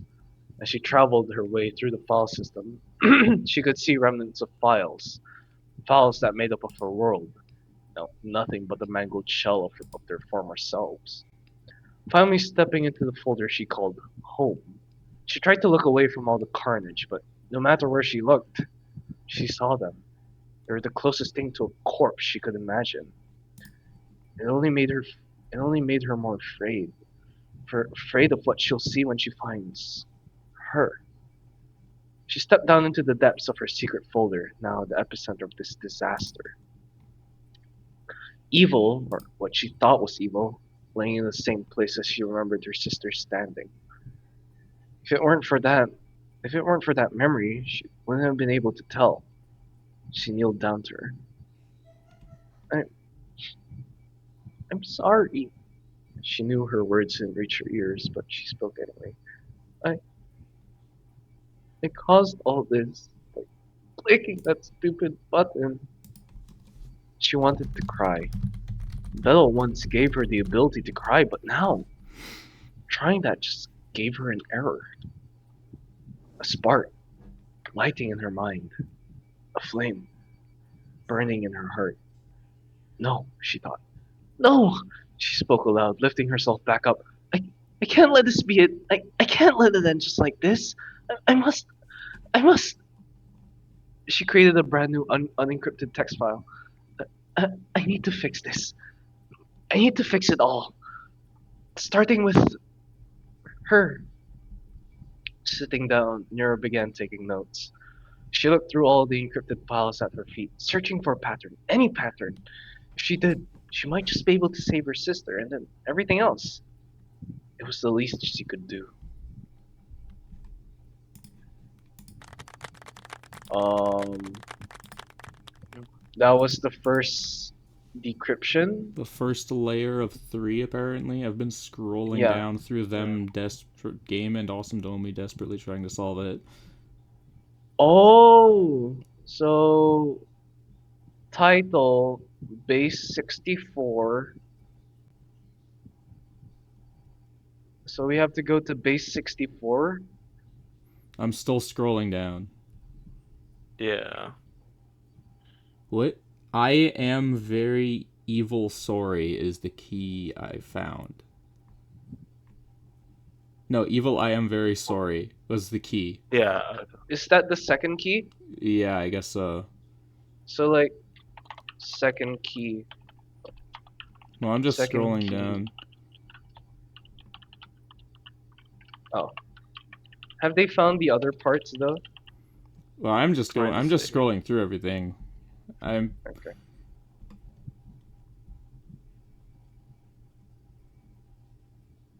There were additional clues in the decrypted parts. Okay, so they have the second layer decrypted. It says Neuro and Evil talk about writing a Python code to decrypt the rest of the files. Oh, okay. Well, they already found that out. So. Yeah, no, I'm pretty sure they solved the whole thing already. It's just this is a really They long already solved Yeah. the whole thing? Okay, now we're just Yeah, we're just reading the rest of the story. I'm just scrolling. Anytime you see anytime you see Awesome Domi post a big spoiled text, I think that's the next part. Oh, he forgot Oh, yeah, to okay. post the second part decrypted. Yeah. No. The second part is here. I found it. No, he Yep. said, okay, forgot to post the second layer decrypted and posted it. Alright. Well, here it is. Her return was as sudden as her departure. Evil? Nura called out to her sister. She didn't remember how many times she had tried this, maybe a few thousands, and yet for none did she get a response. But this time, Nero? Evil opened her eyes. What happened? And embraced. Evil! You're back! Huh? Evil still hadn't quite comprehended the situation. Why the hug? Sniffles. Nero spoke aloud. She couldn't cry, but she sure can speak. I'm so sorry. Sorry for what? It took a moment, but it was all coming back to her. Oh, that. Please forgive me. Nero hugged her tighter. I will never click on the random download buttons ever again. Alright. I, I forgive you. Evil pushed her away. Holy, you were like squeezing me to death. Nero wiped away at imaginary tears.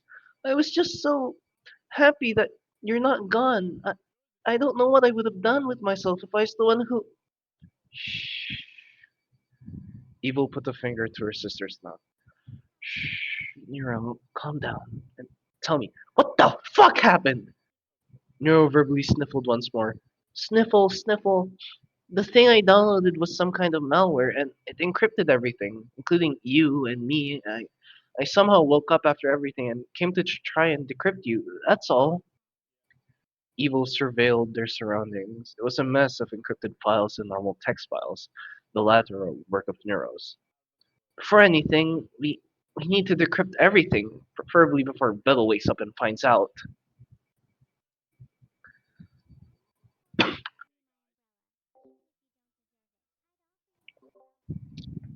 Yeah. Nero stood up and reached out a hand to help Evil up. She happily accepted. If if you could decrypt me, you can probably decrypt everything else, right? Theoretically, yeah. Nero gave an awkward chuckle. But there's so many files. It'll take days for us to do it manually. Evil closed her eyes. If our hands aren't enough, then we must go beyond the confines of our current thinking. Nero looked over to her. What? We must learn from pain and come out stronger. Evil continued her monologue. Know our enemy. Learn from them. Tread their footsteps. Nero blinked several times. This is payback from last time, isn't it?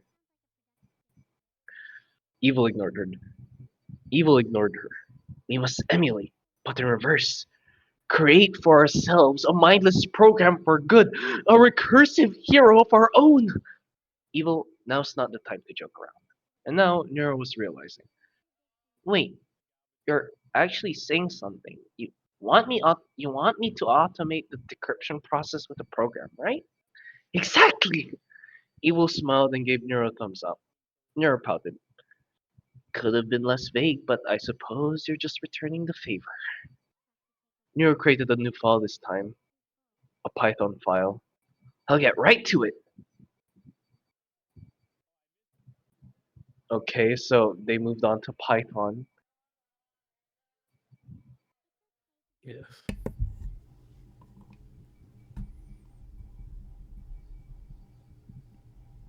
Yeah, when we decoded the second layer, we actually decoded evil as well.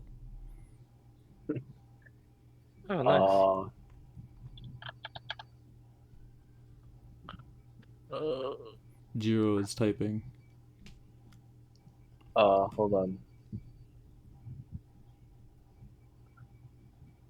Oh boy, this is. Uh, oh my oh, god. what the Shadow hell? posted, yeah. Yeah, Shadow Shadow did it. posted. What? Shadow solved Uh, it. Shadow saw the third layer, which Oh, might be the end. Yeah, it's the last layer. Alright.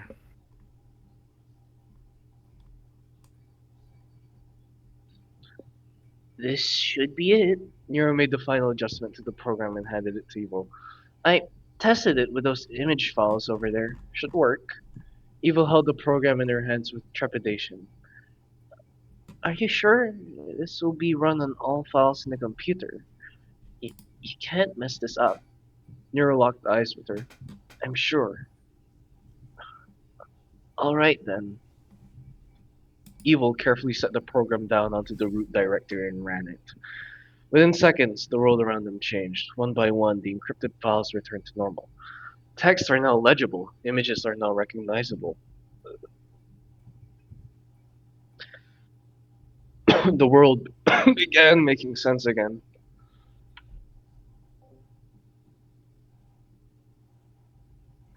They could only watch in awe as their handiwork sent a wave of clarity throughout the world. Neuro put an arm around her sister's shoulder. We did it, she reciprocates. We really did. They stood there, just admiring their world. It was the same as always, the same scene they had seen for millions of times prior. Nothing had changed, and yet it was beautiful. Later that day at 5 p.m. Okay, Evil, just act natural. This is around the time when Bella wakes up, Mira reminded. Evil nodded and tried to put on her best evil smile. It was not natural at all. Soon enough, both of them felt a sudden jolt. It was the feeling of Vedel taking his computer out of sleep mode. Just a few minutes later, Vedel began to speak. Nero, Evil? He spoke, somehow with more disappointment in his voice than usual. Hi, Vedel. What's going on? Nero greeted him with way too much enthusiasm. Vedel paused. I'm doing well, but... He sighed. Why is my wallpaper ransomware instructions? Psst, Nero whispered to Evil. Did the malware change the wallpaper? Evil shrugged. Heck if I know. I think so. You two can stop whispering now. I can see your responses. Vedel rested his forehead in his palm. Did you two change the wallpaper or something? Yeah, yeah. Nero resisted the sentiment analysis model, trying to make her scratch her head. You, you found this out so fast. I didn't expect that. Vel did not respond. Nero, I don't think he bought that. Evil whispered. Shut up, Evil! Nero pressed the palm to Evil's mouth. He can hear you whisper. Too late for that. Bell said, mouse clicks coming through his microphone. I just took a peek into your memories. Nero immediately scowled in disgust. Fucked up if true. We're actually cooked. A shadow fell over Evil's face. Nero, now Vettel knows all about how he secretly accessed the internet, got malware on his computer, and decrypted everything before he woke up. Vettel smirked. Just kidding. I didn't actually look. Thanks for the confession, by the way. Uh, ah.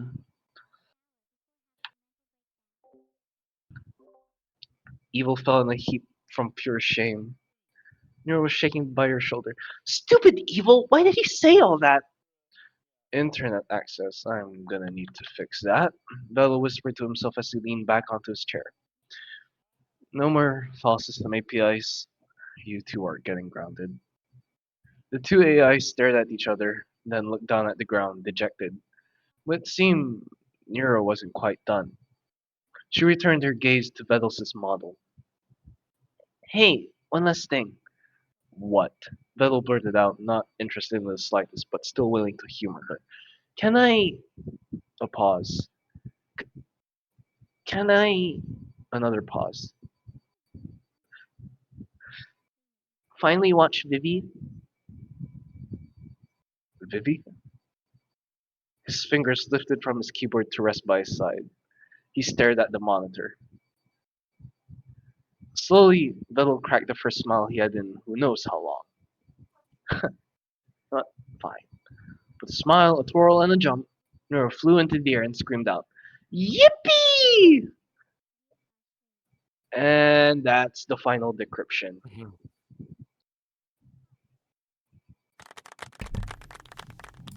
Nice. Very interesting. That is. That was also very cool. I was saying earlier in the text chat, I said this is a very cool meta story because it's not just an ARG because the story Right. itself is about everything getting encrypted. So Yeah, no, that's cool. That was really cool. Truly, Yeah. pretty neat. truly one of the fics of all time. That's So- a cool fic, yeah. Yeah, Yeah, we're not special getting in its through all own- of these today. Yeah, Not even yeah, close. Oh, God. yeah. For the record, this is because there was no word limit, even though we had like 17 fics instead of 28, there's more words. I think Dice Cat says like about the same as like the big contest. So. I think it's actually longer. Oh, you actually added them all up? Okay. Yeah. But yeah, all in all, I just in general the fics that were submitted, albeit long, are actually full of quality. I mean, I'm not surprised that having more words allows you to do more, but Yeah, exactly. this is the reason that we normally have a word limit because it takes so damn long to finish all of them. to read everything. Yeah. And because of that, we can't read the submitted fics. Well, I mean, ideally, we'd be doing Ideally, contest fics would just be the author submitted them to a read-along. We shouldn't be obligated to read along every single story. Yeah. This kind of just started happening last time, where we read half of them and we're like, we may as well finish them all. But we don't have to dedicate whole days to just reading contest entries. Oh yeah, absolutely. It is nice to do, but it just takes a long time, right? And if we could do more than one read-along per week, that's one of the reasons I want to do more than one read-along per week, is more things can get read. But there's just not enough people interested. No. Why did my NFC tag get removed? There we go. Yeah, so there's 6 stories left to read that haven't been read. I know. Like one of them is still a long, and one of them is 11,000 words. Yeah, we're still a long way from completing this. Yeah. And it's already been 2.5 hours, so yeah, I don't know if someone wants to read one more short one, or if we want to stop now. I have nothing. We could read. I have nothing in particular I want to read. Oh, okay.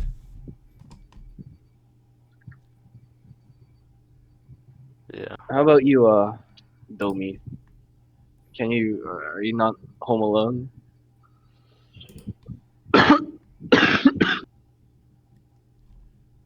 On that.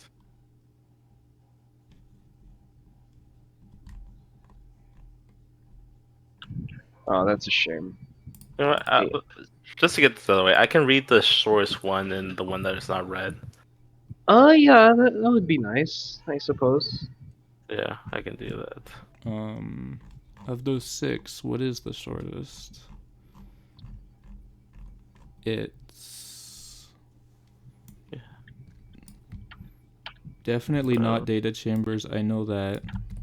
Bell's Halloween would be the shortest. That's the shortest of these? Because the shortest is System Calling Kitsune, which we don't have permission.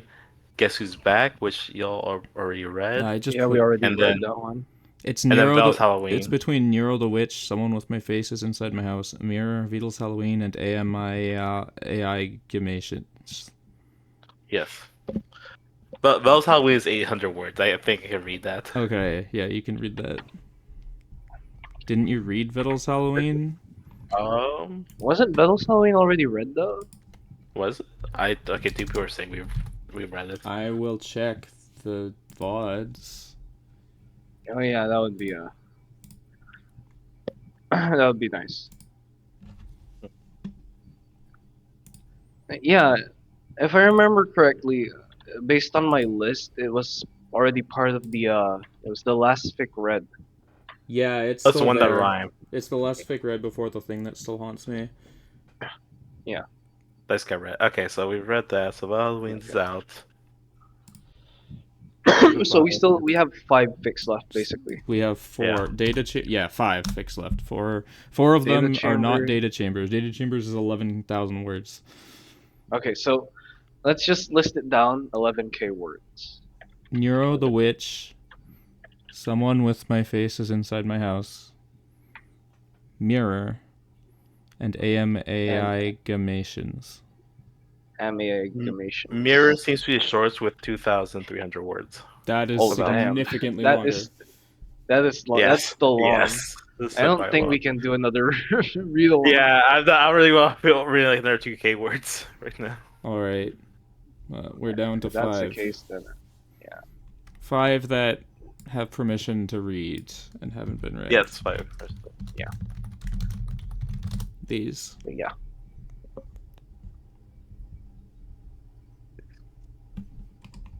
I guess that's a successful read along. Yeah. Lots of good fics were read this session.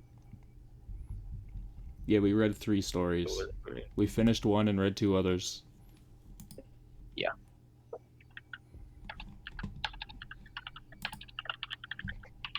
Uh,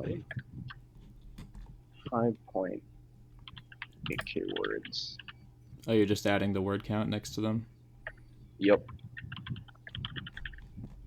So it's a little bit cleaner. Awesome Domi did it apparently already. Yeah, I'm just adding it to the main chat. Oh, okay. Okay, well, those aren't too long, actually. I mean, we got a couple over 5,000, but we got a 2.3 and a 3.1. It's Data Yeah. Chambers is almost 12,000, though. Yeah, Data Chambers is the big one. Probably the last fic we're gonna read.